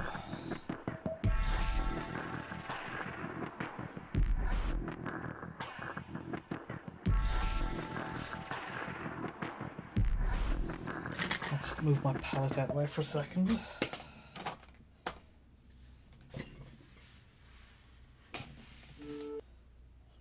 And where is my ruler?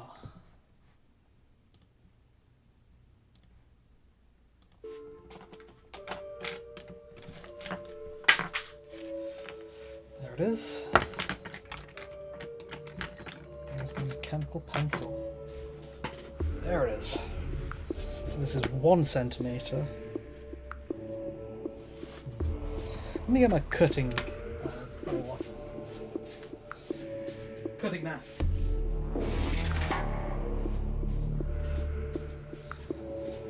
I don't want to make any more holes in my desk.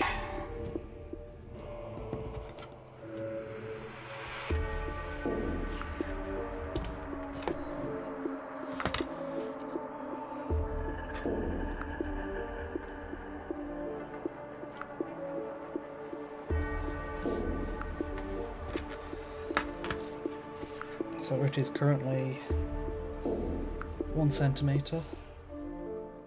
So let me just mark out 1/2 centimeter.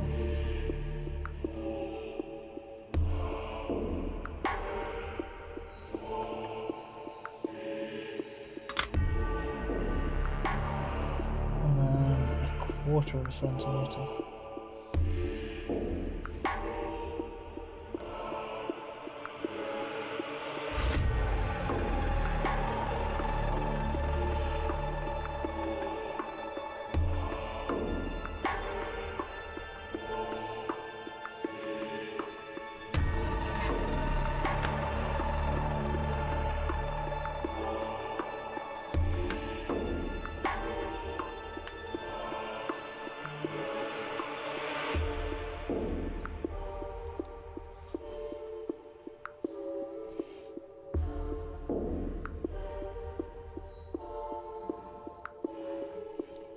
mark those out.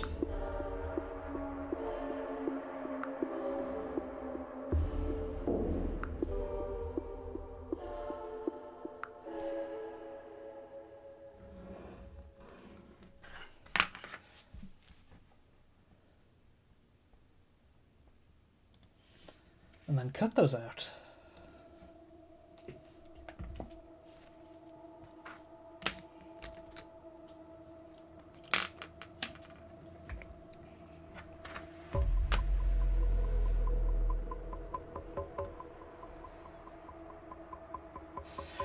This probably isn't super accurate, but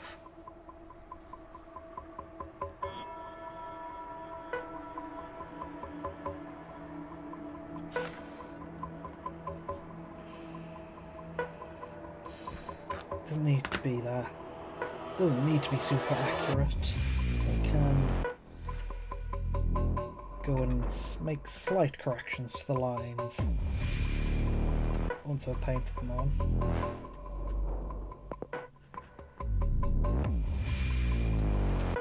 But it is only for a small part too, so it doesn't matter if they're a tad wonky.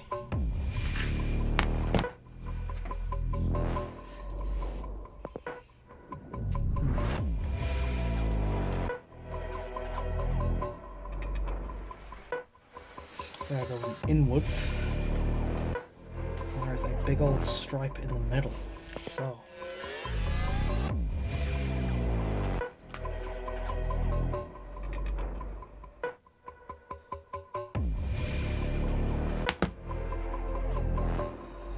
For measuring out, I'm going to put a big old stripe in the middle.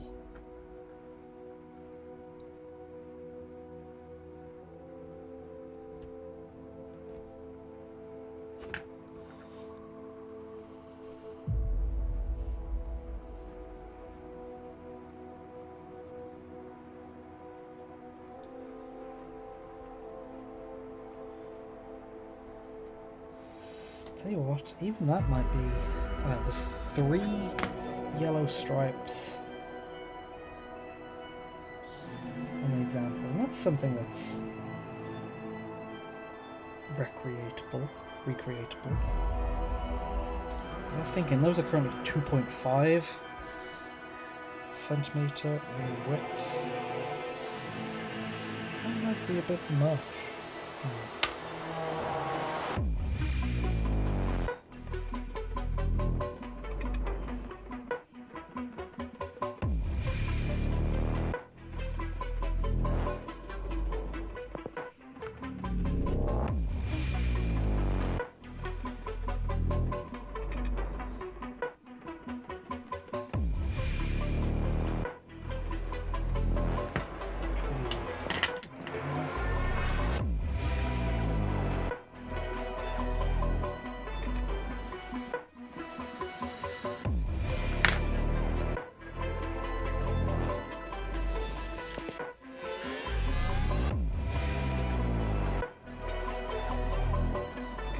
Yeah, those are a tad too thick. Let's see if I can...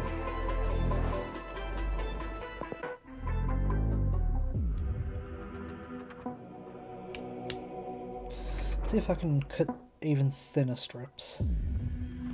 Because I know you can get thinner strips of Tamiya masking tape, which is what I'm using, by the way. Tamiya masking tape, great for masking, would you believe it? But this is currently 1 centimeter thick, 10 millimeters. And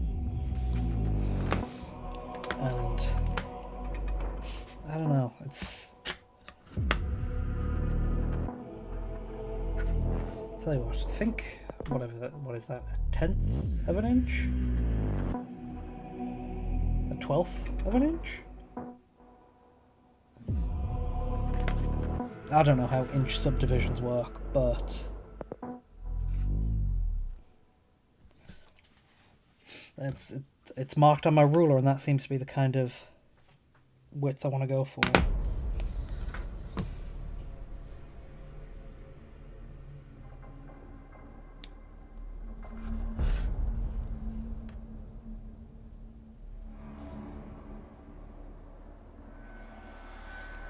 Excuse my big head being on camera probably.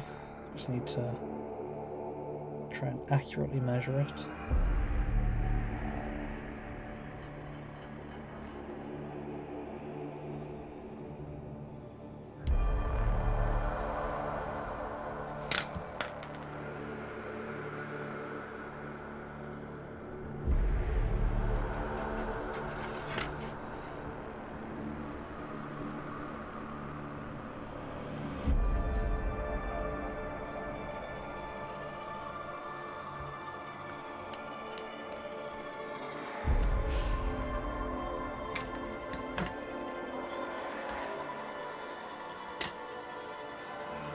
Let's see, will that fit better on the knee?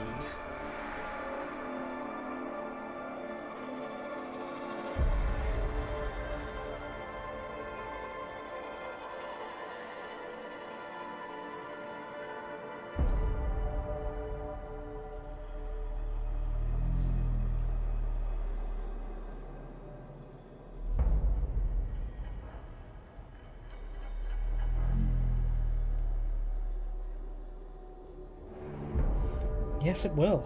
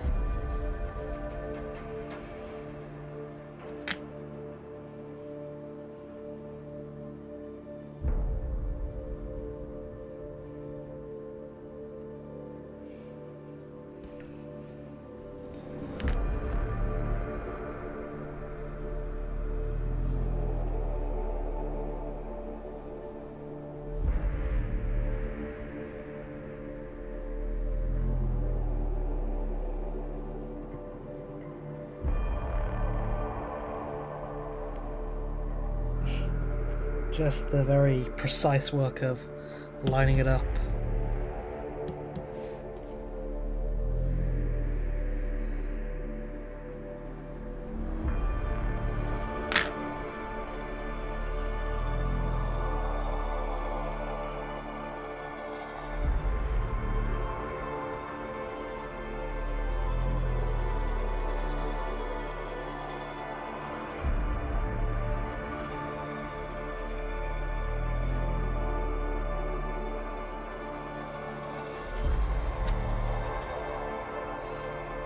Then once this is on, I'm going to try to stipple on the yellow with dry brushing.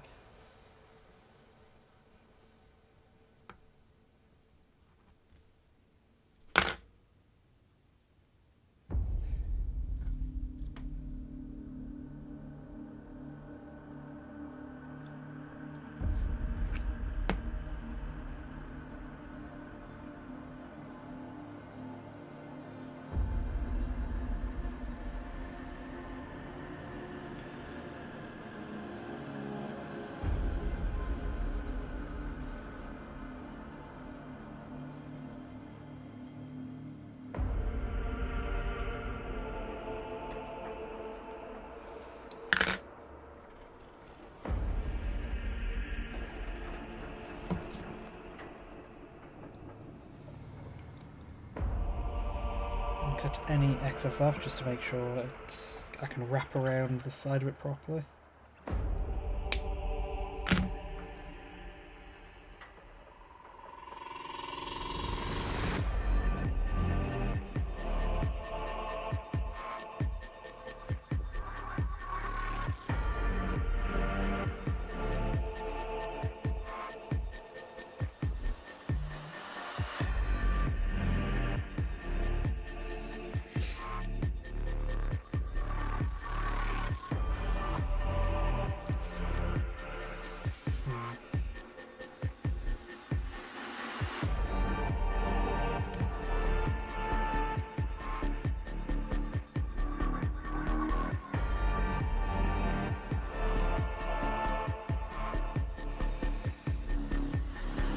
Tad wonky, but I think that's the closest I'll be able to get it. Let's see. I mean, it already looks a bit like it has the stripes now, but the marking tape is yellow. Marking tape? What marking tape? It's masking tape. It's the masking tape is yellow. But that's not a permanent enough solution.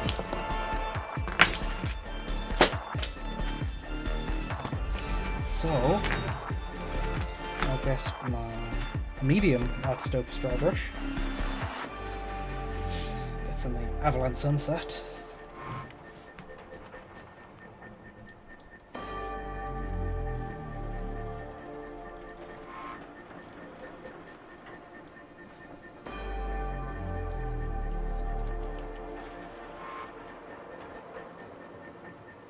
There we go. Focus properly. And as I would for a dry brush, get some on the brush. Brush it in. And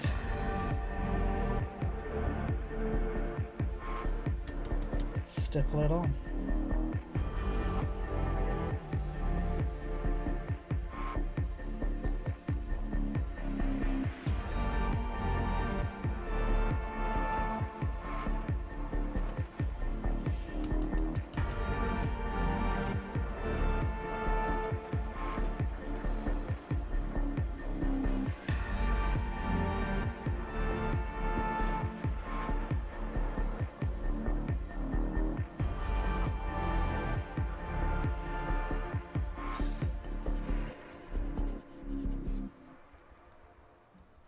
And I'm definitely going to need to do multiple coats of this because it is a bright colour like yellow, which is notoriously difficult to paint anyway, on a black colour.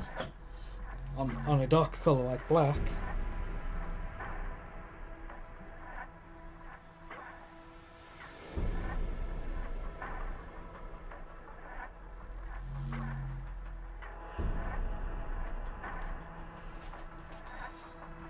and in the meantime, what other yellow can I do on the model? I don't think there's really anything on the gut. There is something on the guns.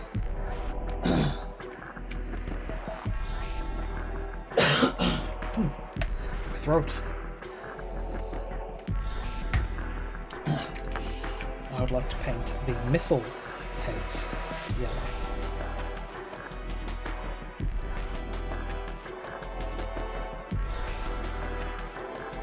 So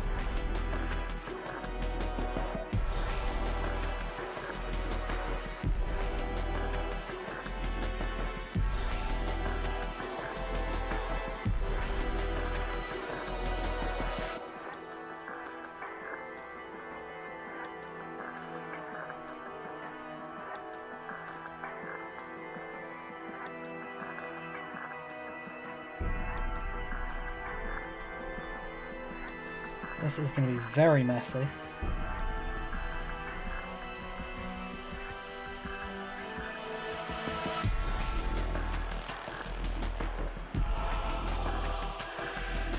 And it will require quite a bit of cleanup.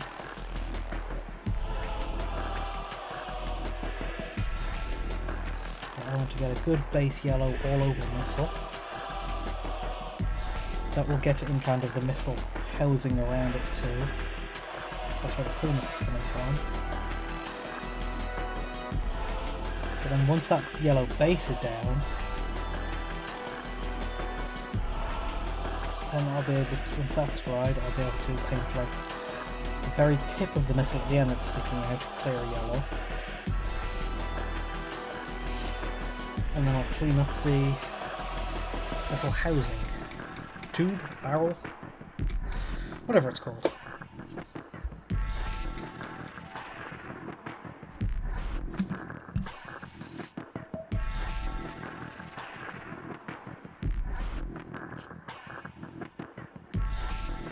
Yes, and then the other knee.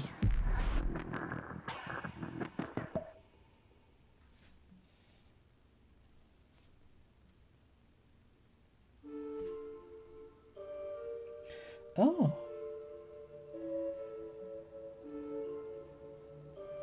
This is not the brush I thought it was. Well,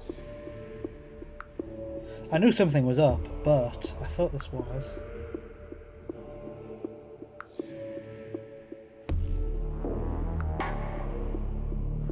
My Klinsky sable, but it is not.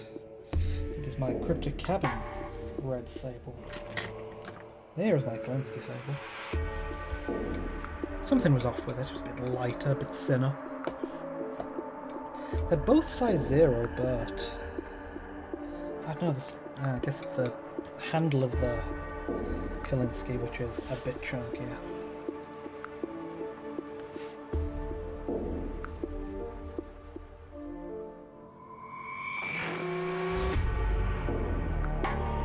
Oh, love those big clunky machine sounds.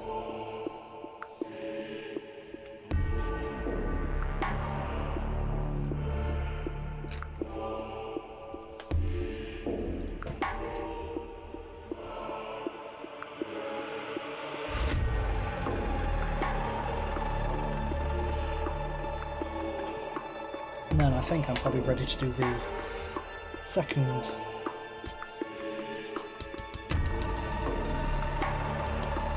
stippled coat.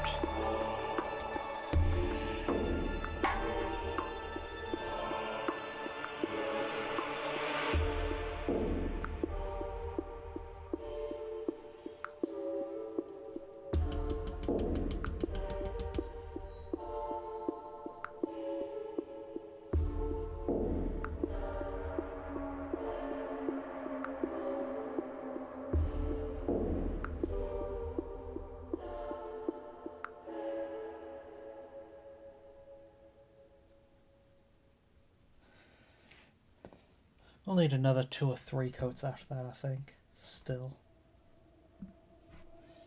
But there is something I noticed. I think a brush hair might have gotten loose or something.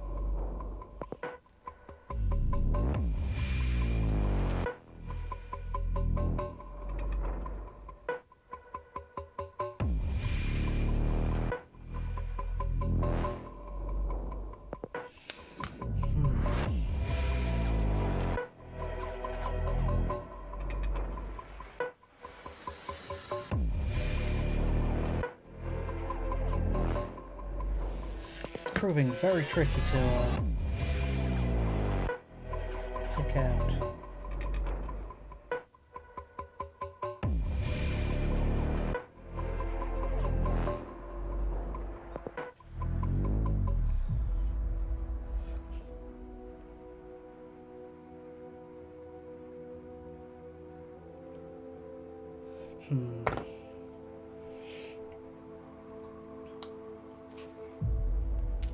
Seems to be stuck under the masking tape now, so I've just got to leave it for now and then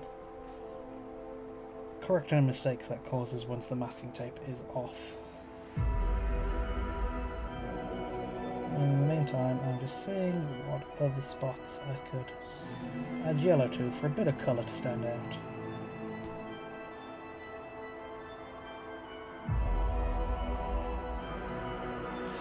Similar to the metal, but way smaller in area, just because yellow is very vibrant, so I want to be very precise with my applications of it.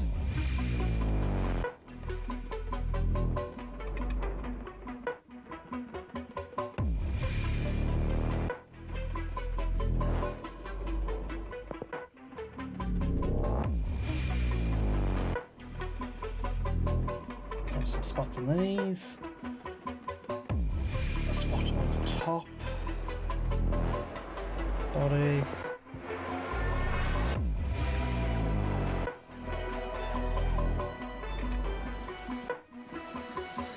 Then it's probably time I can do these little tips.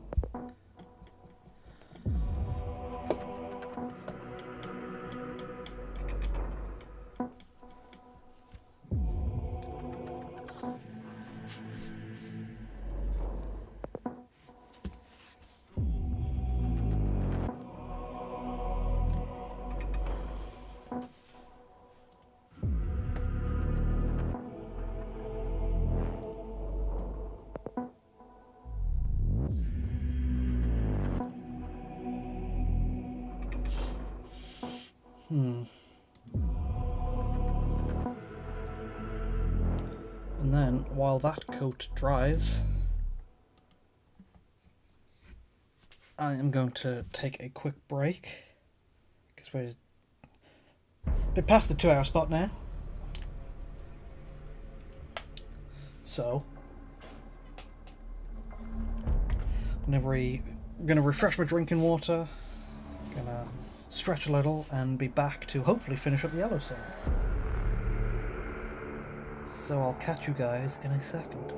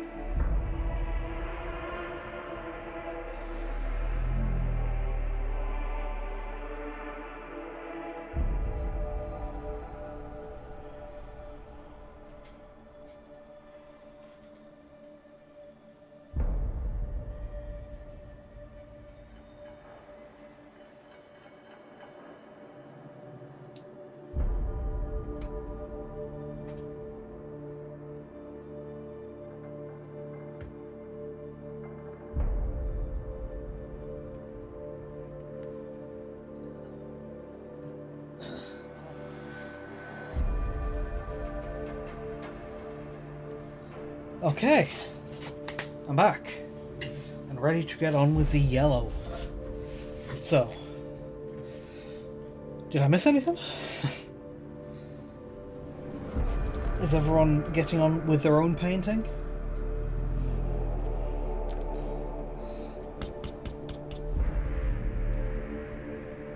Okay, probably ready for the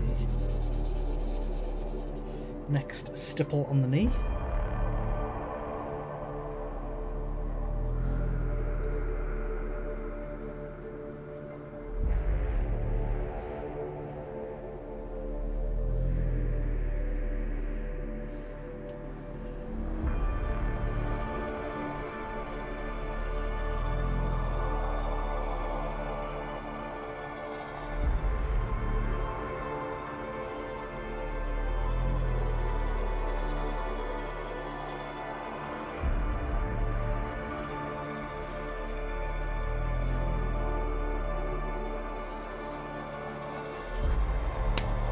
And then it's definitely going to need another coat or two on the other yellow spots as well.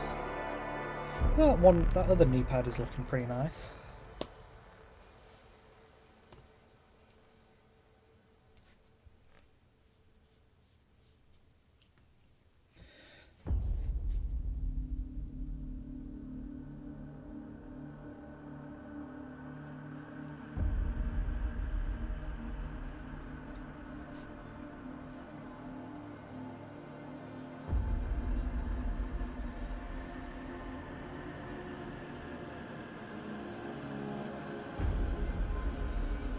Okay, that's good.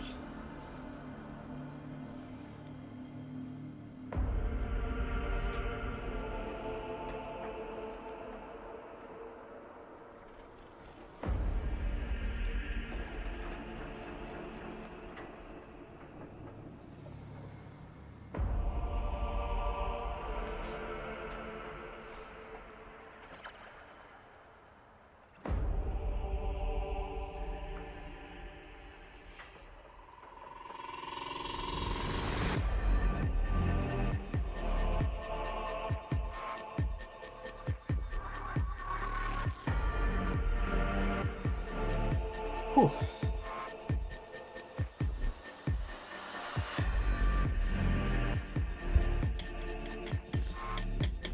That's another coat of yellow done.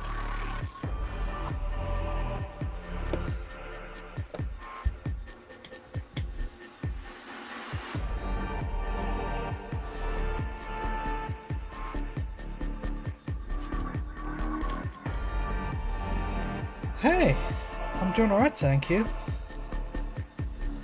Just getting on painting my latest conversion. So let's pop the arms on so it looks a bit more complete.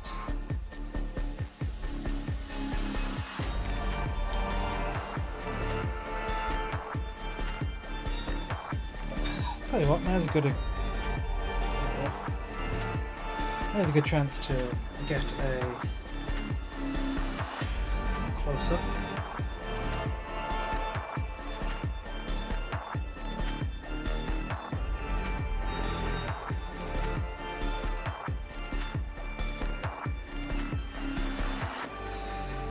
Yeah, this is how it's looking so far.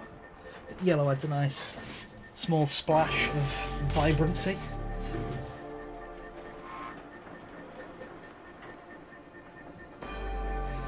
I think I did just accidentally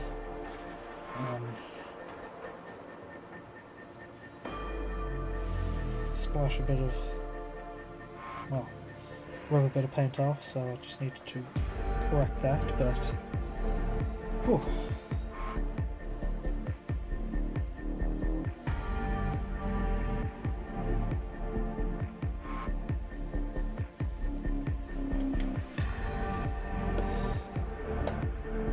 I'm at it, well, while I'm waiting for the yellow to dry, there's some yellow cleanup on the missile box.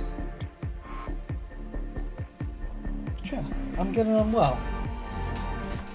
How are you doing? How's everyone in the chat doing?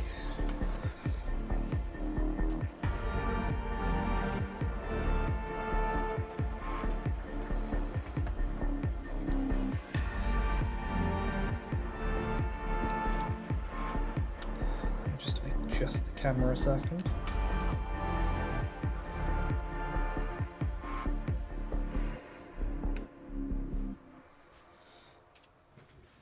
Okay, so that's good. Yes, as I mentioned before, we're going to need to clean up around the missiles a little. And our cleanup base colour is Corvus Black.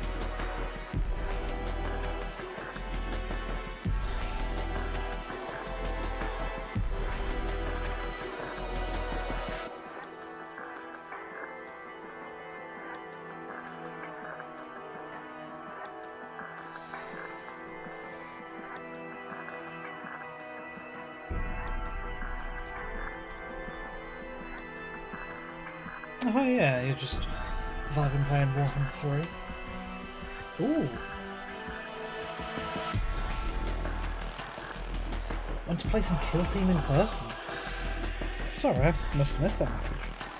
How did the Kill Team go? What were the teams? Who won?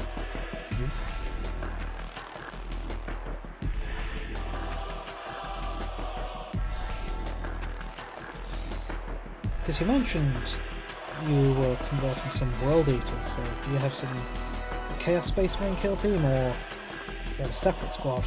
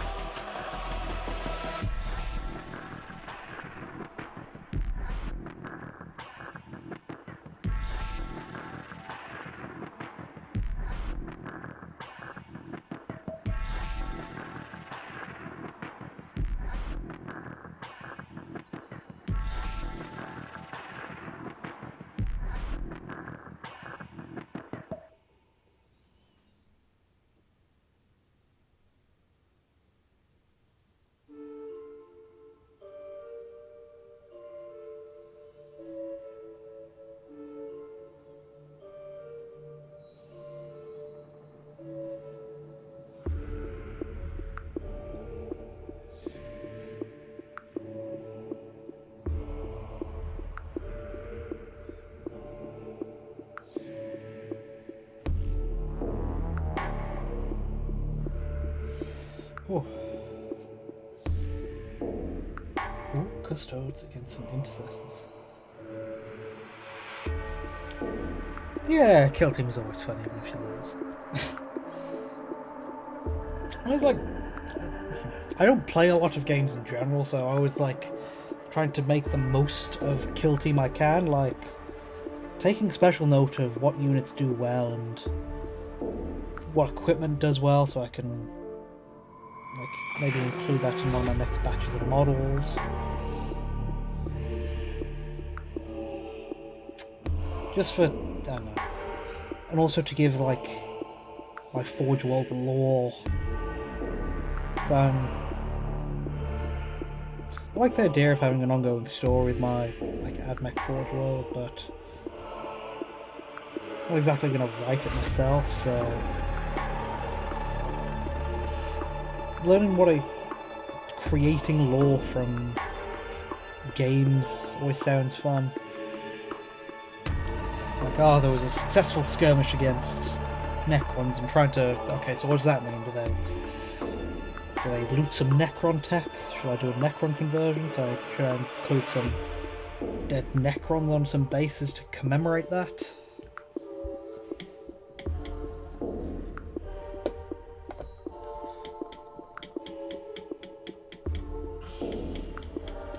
But are custodes not particularly good in kill team? Because I can see why they'd be like kind of out-actioned, because you know they're a super elite army, so that means even small units, and so for kill team that means real small squad size.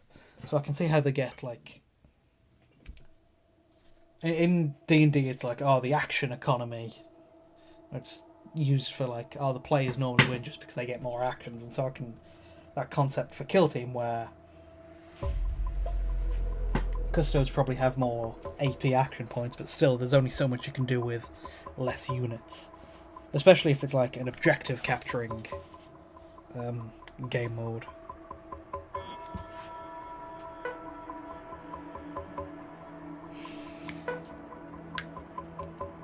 Okay, so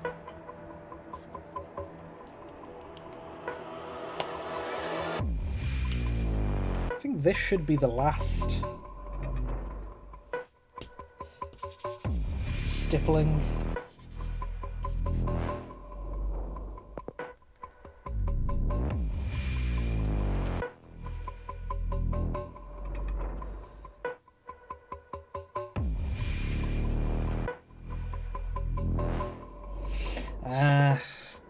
Bad rolls. Cruel dice gods.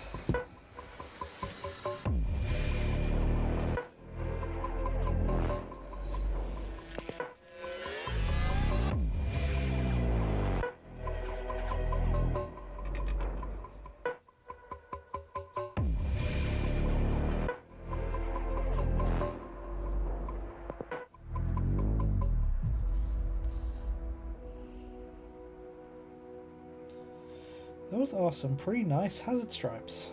They're a tad wonky, but I know it's over a curved surface, that's real tricky.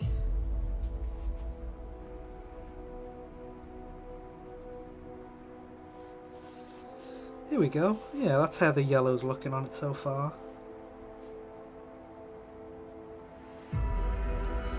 Pretty good, just might need a bit of cleanup. You love the idea that I'm a fabricator of a forge world. Yeah, it helps me, I don't know, kind of imagine, or come up with ideas for how my forge world should, I don't know, not my AdMech should work and what directions I could take the conversion, so there's a bit of thinking to the role too. And yeah, being a fabricator general is a appropriate role for all the weird conversions and mechs I make. Yeah, Avalanche Sunset is a very nice yellow.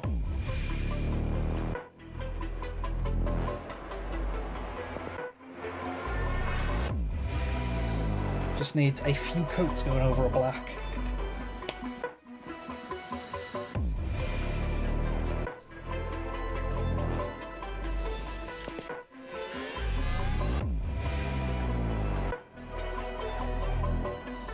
And just a few spots of cleanup where it was a tad patchy.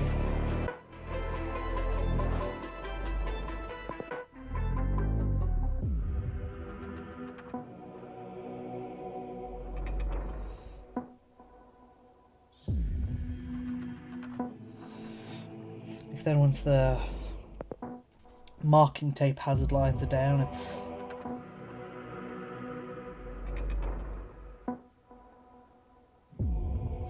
much easier because I do not trust my hand painting skills.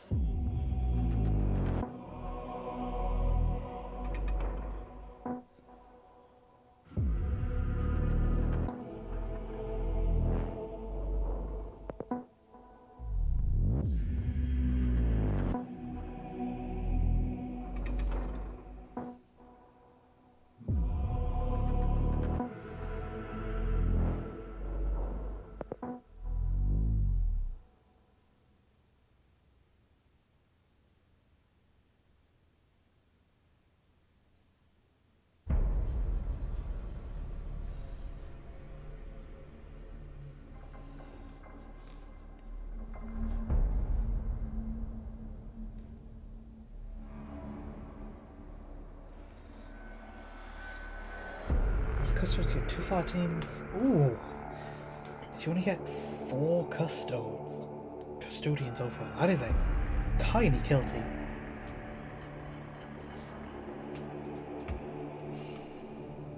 Yeah, 5 Sisters of Silence probably way better for balancing it out, because a lot of kill team objectives are like capturing and holding the point or retrieving something, so being able to spread out is a great help. I suppose it's the price you pay for an elite army or whatever it is.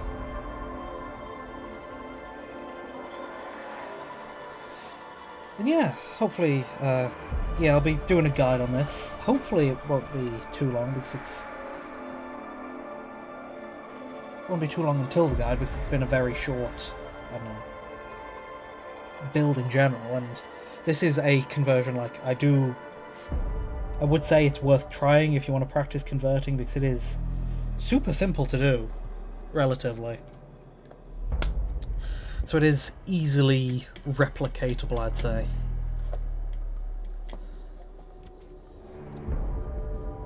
Not even just for Helldivers stuff, but just because it's a cool alternate way to build a sentinel. And there's a few re-clean up on the missile heads.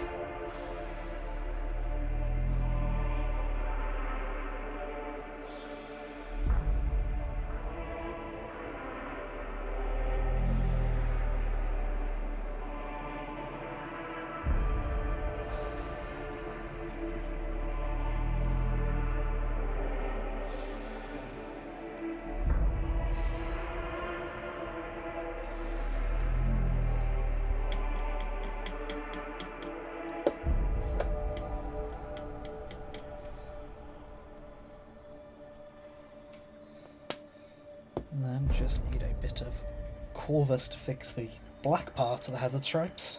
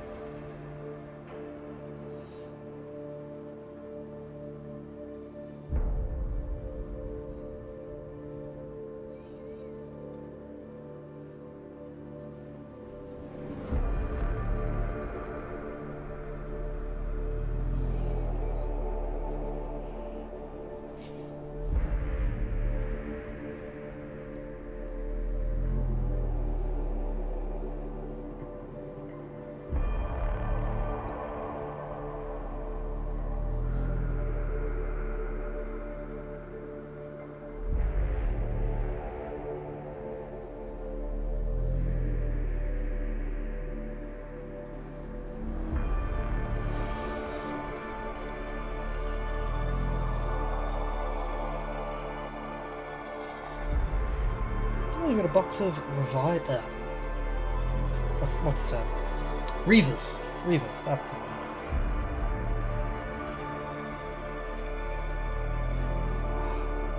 I always feel like Reavers have some good potential, but they're never something I can particularly do anything with my main army, because I got Black Templars, and I think Reavers really don't fit the Black Templars look, because Black Templars are like big chunky knights. But I did have some Reavers, and I didn't want to do them like Black Templars, because like I said, I don't think they fit the look. So I did make some kill team units out of them.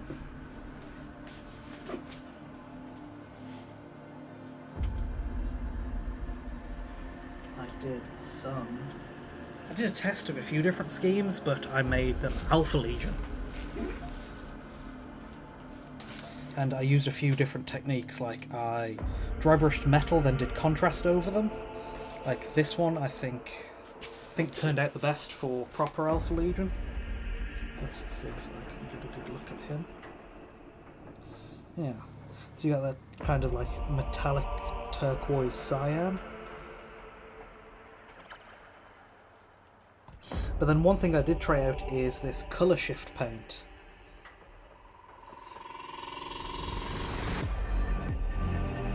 It's like has different colours and different light reflections. So you can see it's green, but then there's also like almost purpley bits at certain points. I mean, since it's shiny, it's mostly just reflecting the light straight back from the camera, but it looks real trippy under different lights. But yeah, I had some Reavers and I made some Alpha Legion out of them.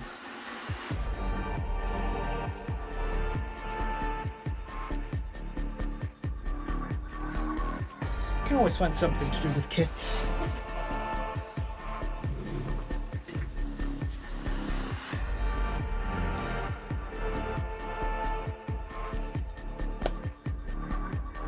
So there are, and I would like to add to them too, because there are a few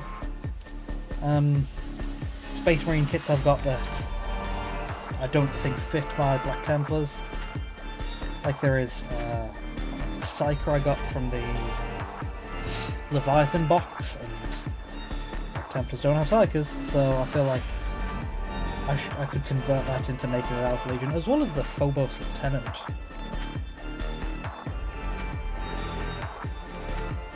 So that's always an extra addition to a secondary Space Marine army, Jesus. It's weird to think because, I know, my main army is Admech, my secondary army is like Imperial Knights, but then I've got kind of like one and a half Space Marine armies I don't do a whole lot with. They're kind of just there for launch edition boxes. Because the bulk of my Black Templars come from the Indomitus 9th edition launch box and then the Leviathan 10th edition launch box. Because they had a lot of good units. Ooh, Phobos Eradicators. That's interesting because Phobos are the lightweight type and Eradicators are a heavy type, so... I mean, there's obviously the heavy machinery, but how would you get the two? How would you be able to integrate the two aesthetics well enough? Maybe giving the Phobos some kind of chunky-ish weapons. Like, I feel like Phobos would work well with a grenade launcher, and that's a good way to do like the kind of melter, flamer heavy stuff that Eradicators have. So see if you can find any good chunky like grenade launcher type weapons. It's a cool idea I might try myself if I get the parts. Okay, so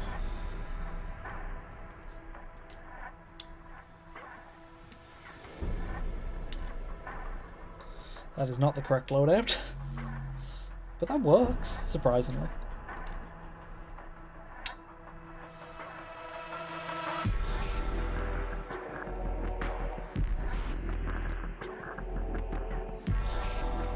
Yes, I do have a Discord. Let me see. Where is it?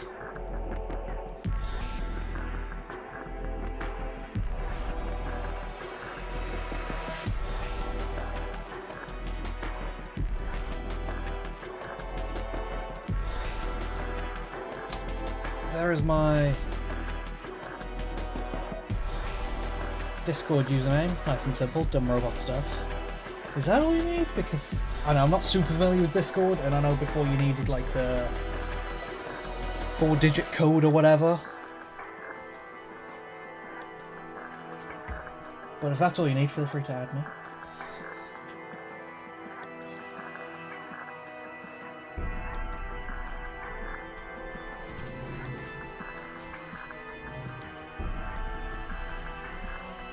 That's fuselage from the Eliminator set. Okay, here's what we have for the exosuit sentinel right now. I think it is looking pretty good. I'm not sure exactly what extra I should be putting on there now. Like I might do... Where is it? Yes, there's Calendress green for like the little... There's a little dot monitor thing next to the like, iSlit, which I think would match well with the green on the... Where is it? There it is. Which would match well with the slight green on the Helldiver's helmet cams. So I will add a dot of that.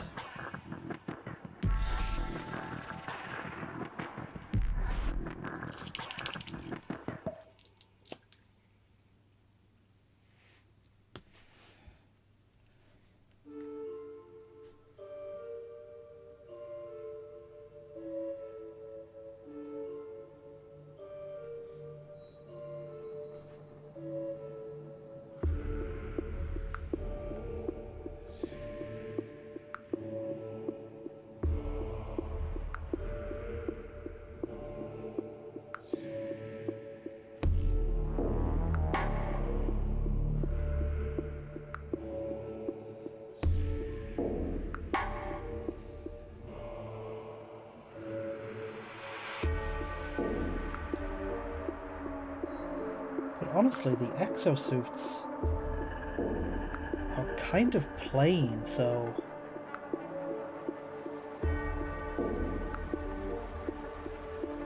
I think it's... not sure what much more I should be adding.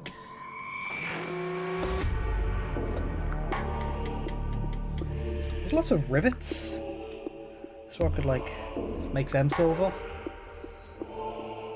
These rivets always look good. Couldn't find one.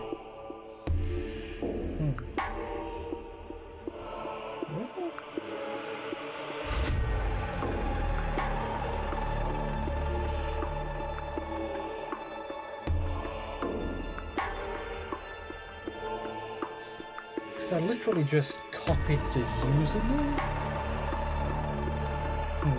Sorry, I'm not great with Discord.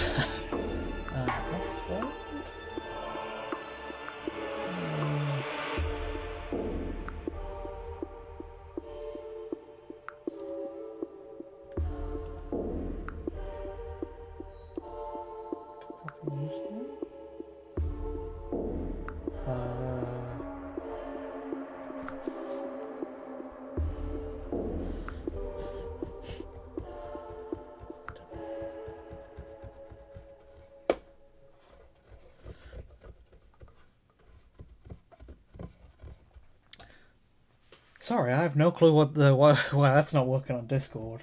Because I literally just copied that username straight from my Discord profile. A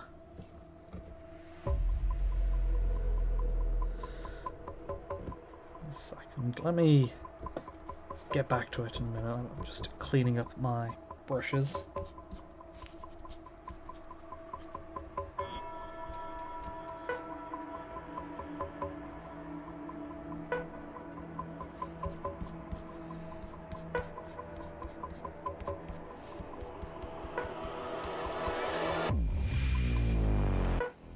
That's going to need some paint thinner afterwards too, just to really get all the paint out of it.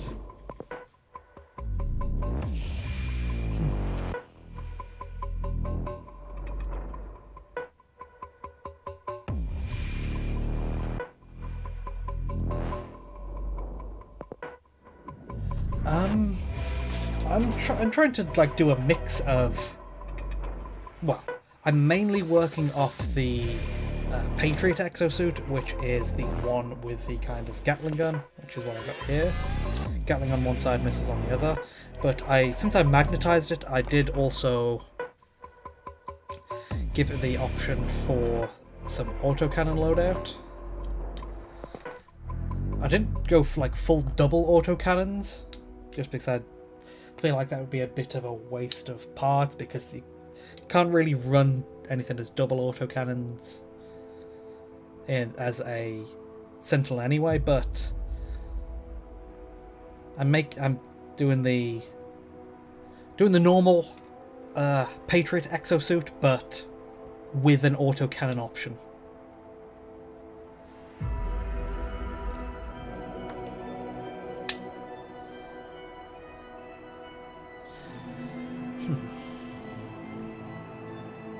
Let's see, are there any decals I can add?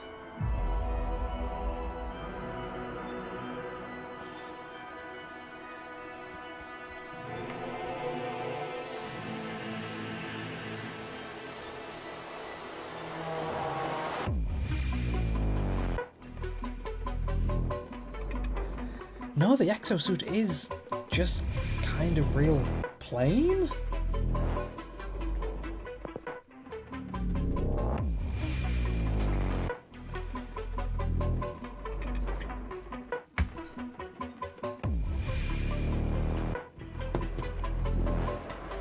I'll get to painting the rivets.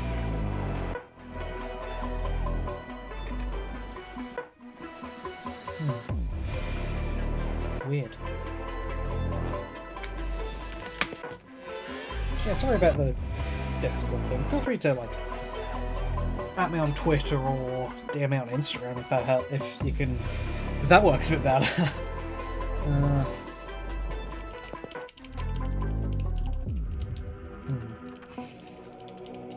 Yes, let's paint the rivets, because the one extra thing I did notice looking at the exosuit again is there are lots of mechanical details, so, and I've picked out a few silver bits for those mechanical details, but the rivets are always a nice extra.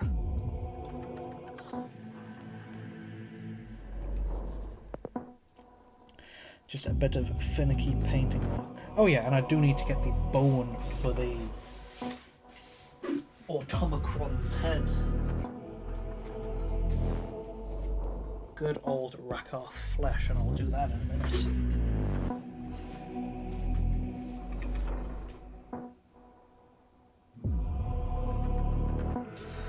Oh.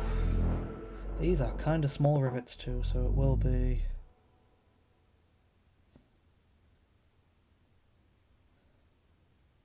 some kind of precise painting.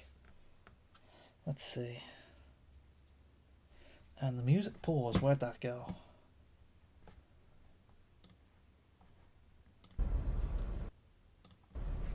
Yes, I am still watching. Please keep playing my music.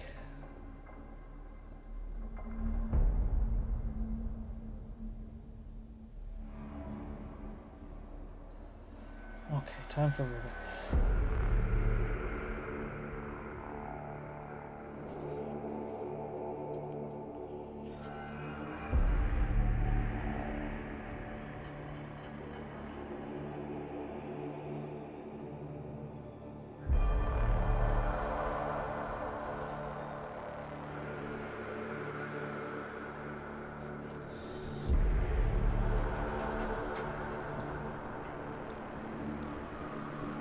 Oh.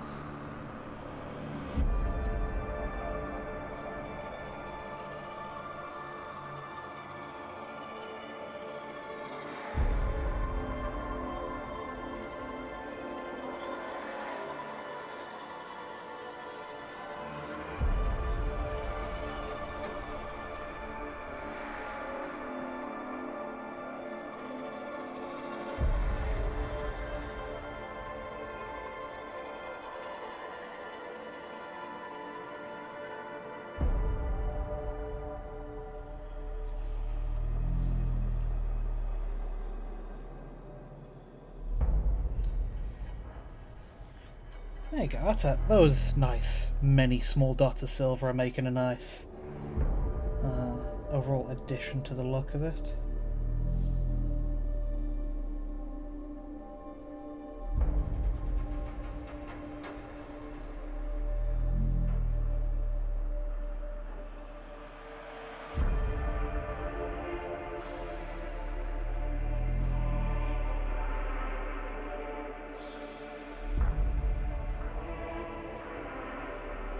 Oh boy, there is a lot of them. Stand in for a Chaos Knight. What, this? I think it's a bit small. I mean, I can see the hazard stripes making it look like an Iron Warriors thing.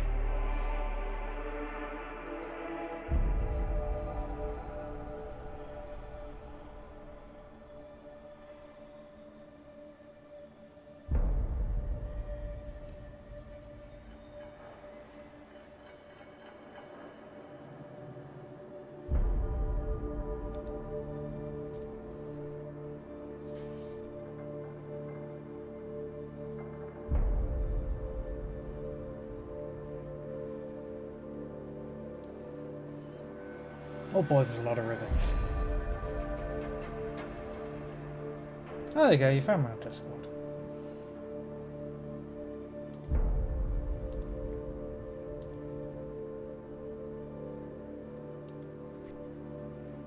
Yeah, there you are. I'm not super active on Discord. I mainly have it just to got it to join some people's servers that I followed on Twitter, just in case, you know, the inevitable Twitter shutdown, and I don't want to lose track of too many people. But I think I've diversified my social media enough. I've got Twitter, I've got Instagram, I've got some places on Discord, I've got my TikTok, I've got my YouTube, I'm on Kara now too. Yeah, the no-jaw Necrons are real similar to automatons. I think the director went and did say that they are inspired by... that they were inspired by 40k. And I can definitely see that, because the automaton hulks are basically just dreadnoughts, like the same slanted front and everything. There's ODSTs, sorry, not the Jesus. The Helldivers, they're more directly Starship Troopers types, and then the Terminids, they are very similar. They are Tyranids, so there is a lot of similarities between 40k and Helldivers, but I'd say it's only fair because 40k wasn't exactly original with their own ideas.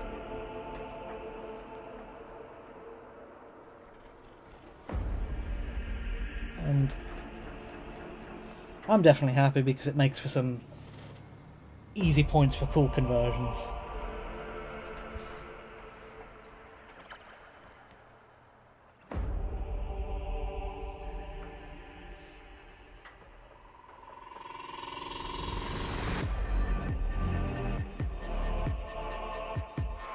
Oh, love that back to the side.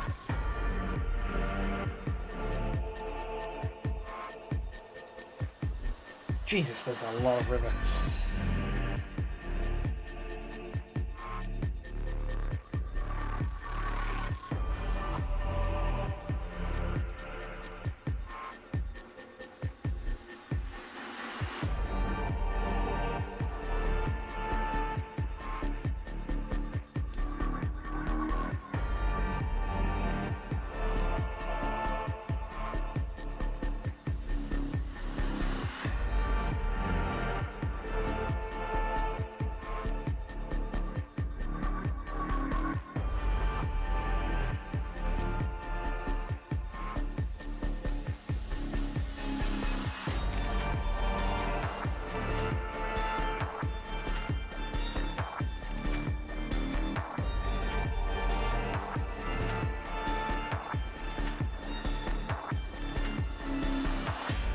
A little finicky to get them all too. Ooh.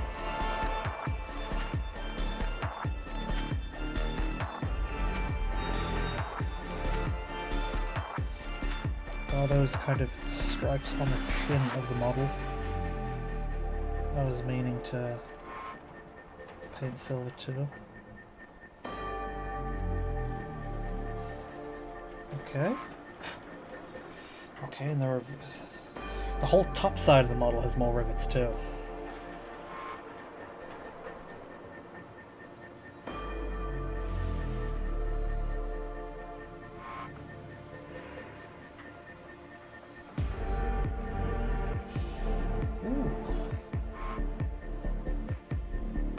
see the stuff you sent me on Discord. What are those weapons?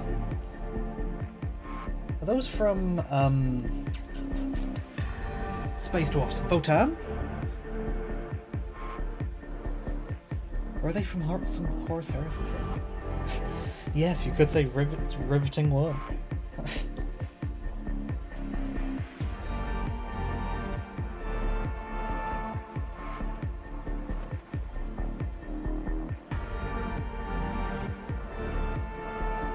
Yeah, those are some cool looking Reavers. I like the gold on the skull faces too.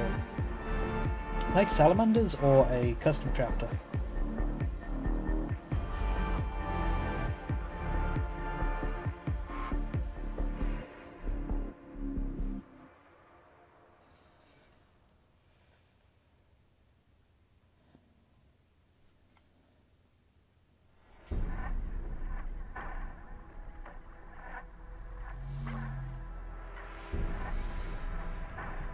Oh, those are the rivets on the main body.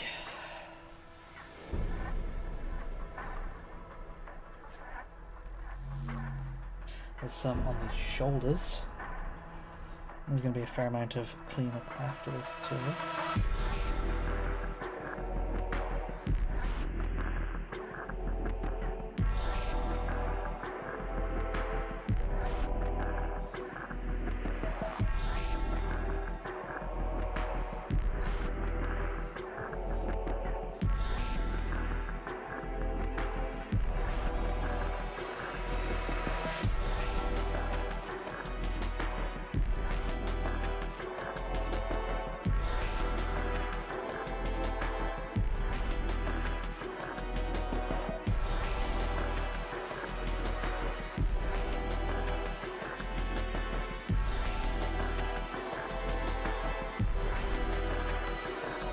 Whew. Are there any rivets on the weapons themselves? Yes, there are a few. Oh.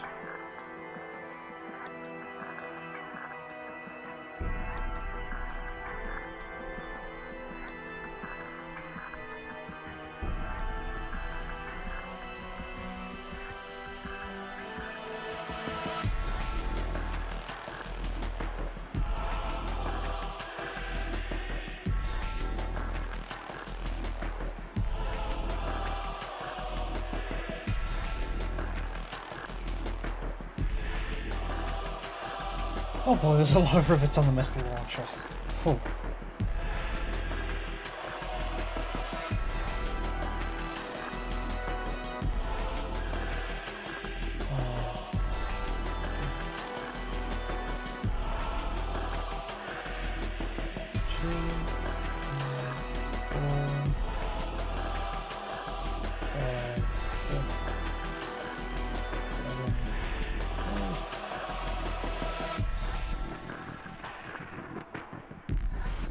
Ten.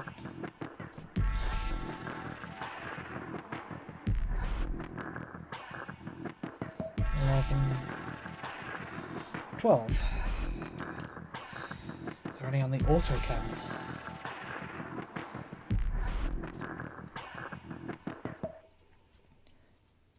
Yeah, there was the whole issue with Sony doing what they did with Helldivers. That kind of soured my opinion of it a tad. I mean, even though it wasn't Helldivers or the devs of its fault, it was Sony's issue. And even though they rolled back the having to make the account, there's still like 170 something companies they no longer 170 something countries they're no longer allowed to play it, which is just a bit of a bad luck.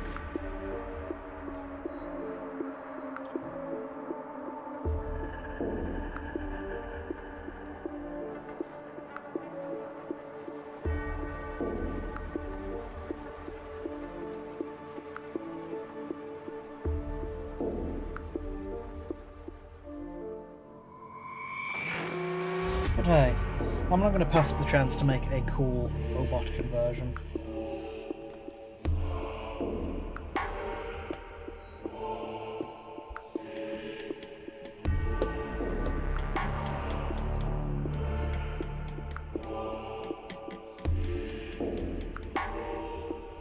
Ah, man, I forgot the rivets on the knee with the hazard stripes.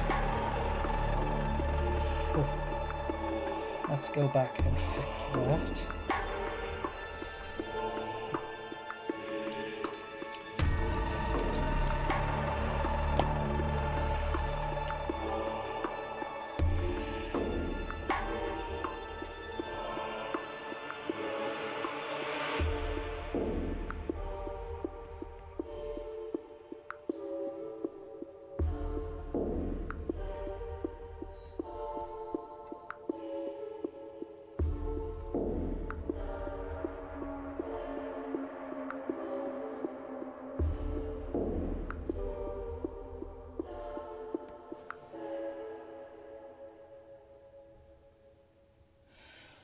Okay.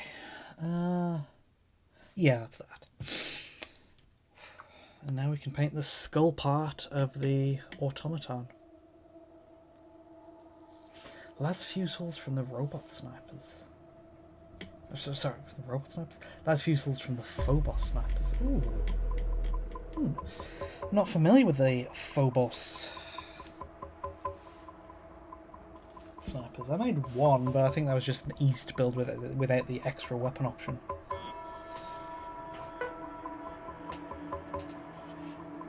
There are Sons of Horus, Lunar Wolf successor. Is that where their white arm comes from?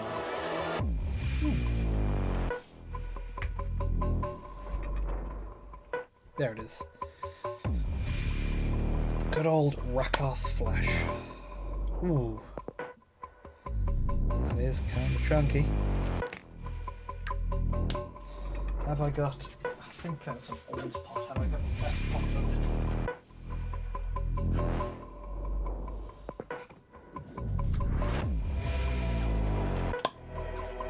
No, that is still chunky too, Jesus. I like the Rakoth flesh colour, but it is not good at keeping together.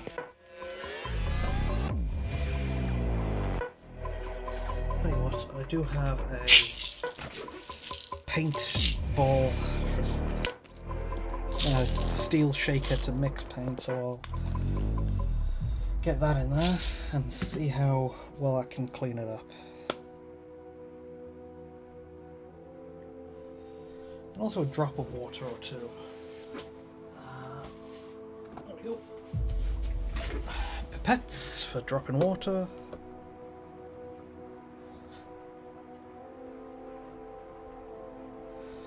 Five drops should do. And there is my muscle gun. Bought a massage gun because it helps with muscle cramps from lifting too heavy at the gym, but it works well as a paint shaker too.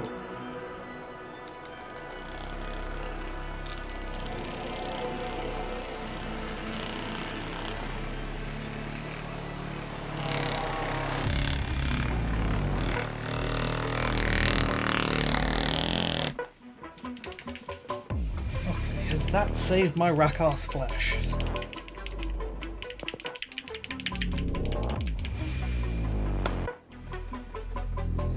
There we go, that's in a much nicer looking state now.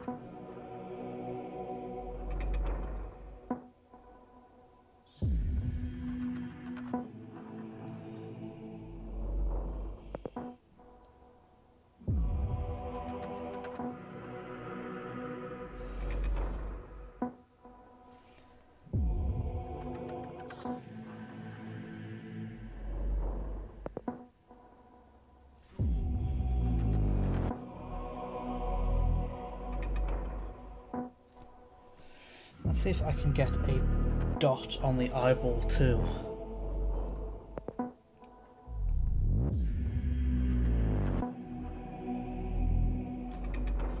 I can, because that'll help for adding a bit of a red glow later.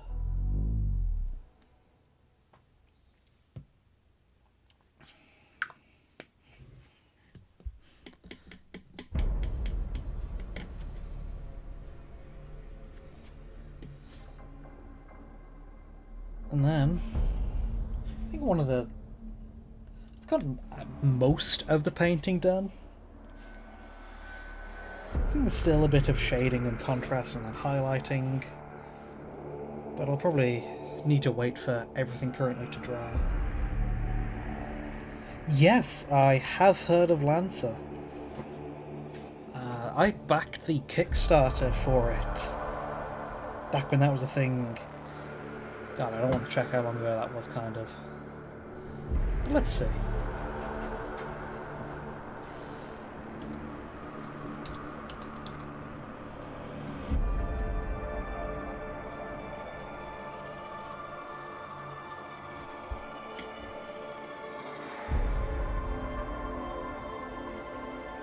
But yes, I have heard of Lancer. I haven't had the chance to play it myself. I would like to, but I don't know, most of my free time goes to building and painting and editing videos.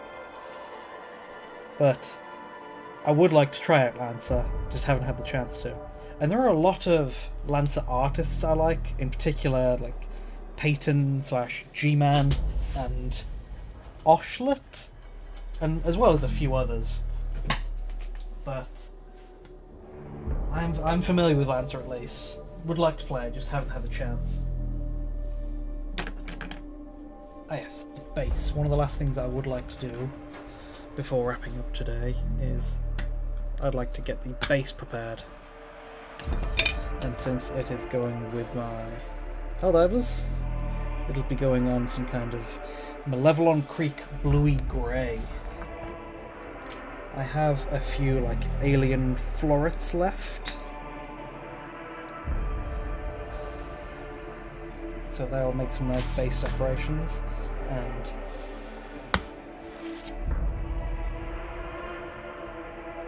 I will be applying the layout of Astrogranite.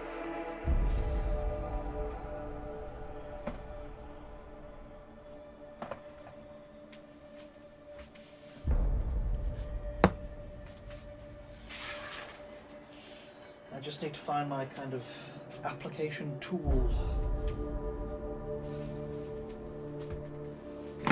Here are my big set of building and painting tools. Here it is.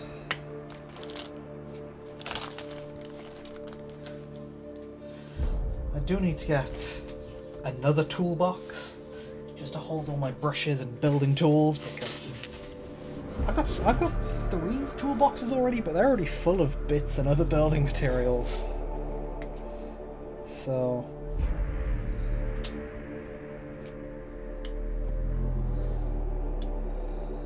need to reorganize.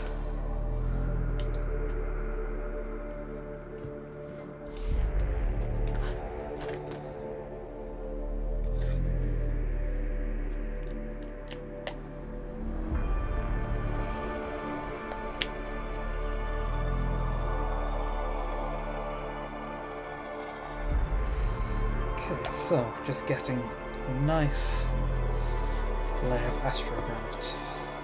Don't really have to worry about too much where what goes, just because he's kind of standing flat with the Necron he's on.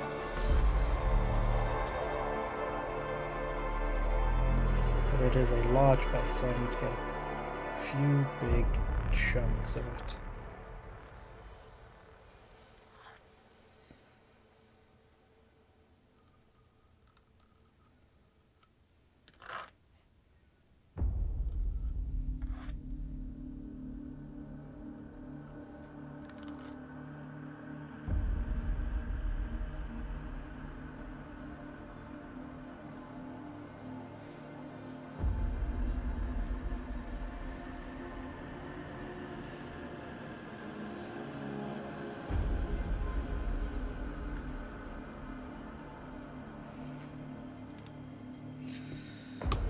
Okay, that should be enough astro granite, and let's start spreading that around.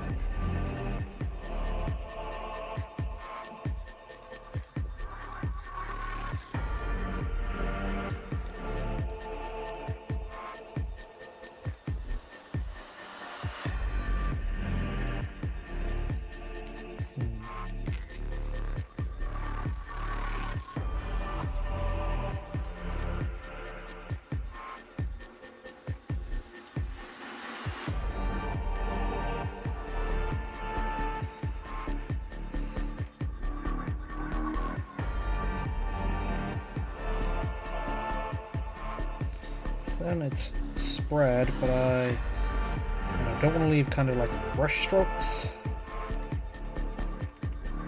Some kind of...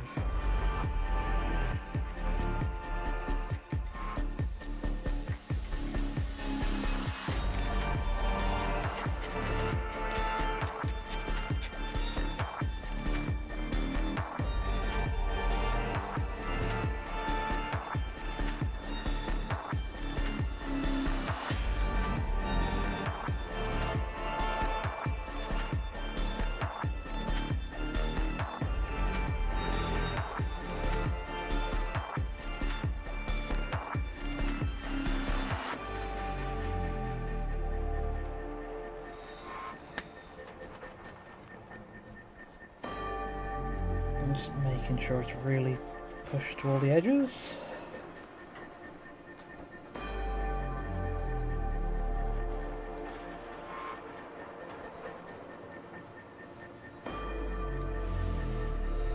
There we go.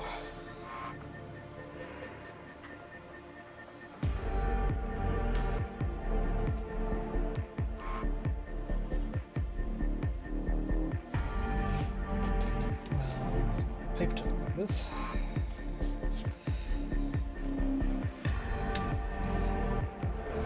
You thought I might have been considering I referenced Tankhead in the first video. Is Tankhead Lancer? I don't think Tankhead's Lancer.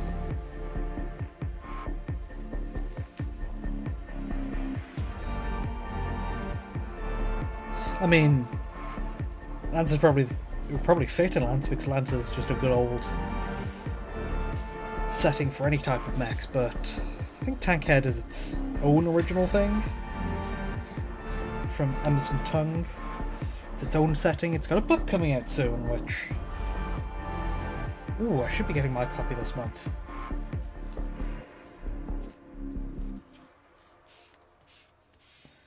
Also, I think I've got a pretty big delay between...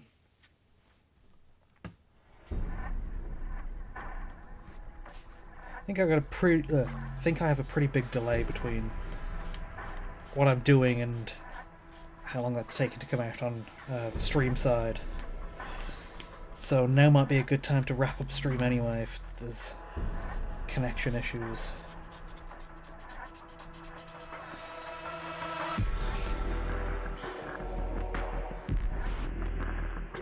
Okay, one last thing before I go. Just gonna get that if it's to its own side to dry.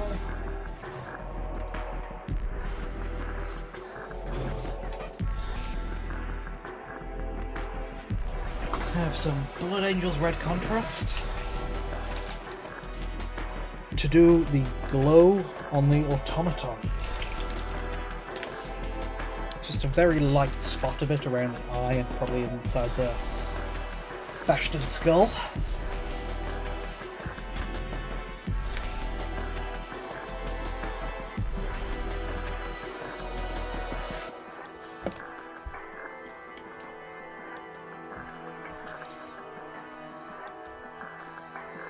So let's just get a drop of that.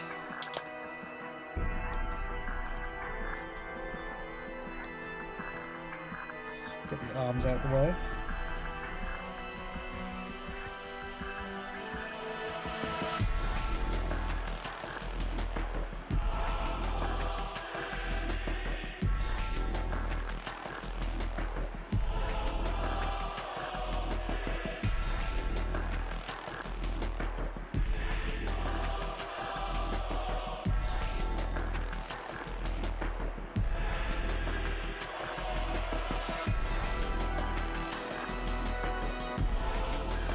Okay.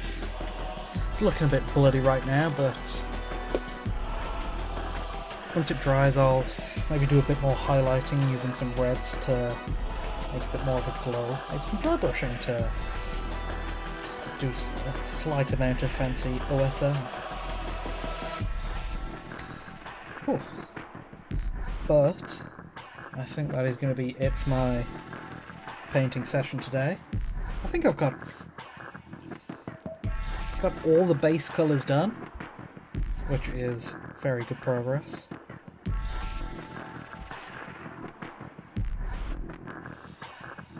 Just once the base is dried and then can glue it down, there'll be maybe a bit of shading over the base and over the feet of the model to tie them together. Then there's got a bit more cleanup and highlighting to do on this, but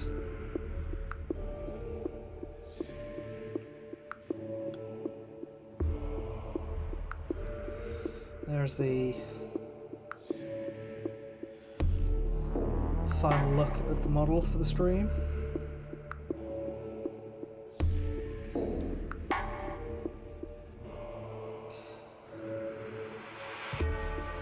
Pretty good progress on it.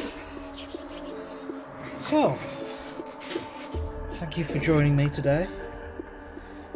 Keep an eye out on my Twitter and Instagram if you want to see any updates in the meantime, and I expect him to be done, my robot to be done within the next week or so, and then maybe a video out on him in a week or two after that.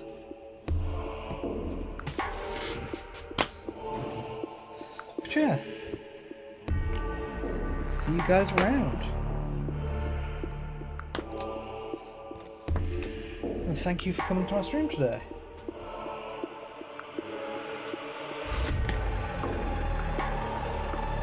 Yes, apologies for the kind of technical difficulties of a pretty big delay, but it is what it is.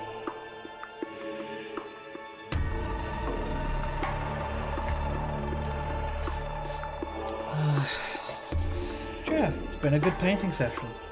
Thank you again for showing up, and I'll see you around.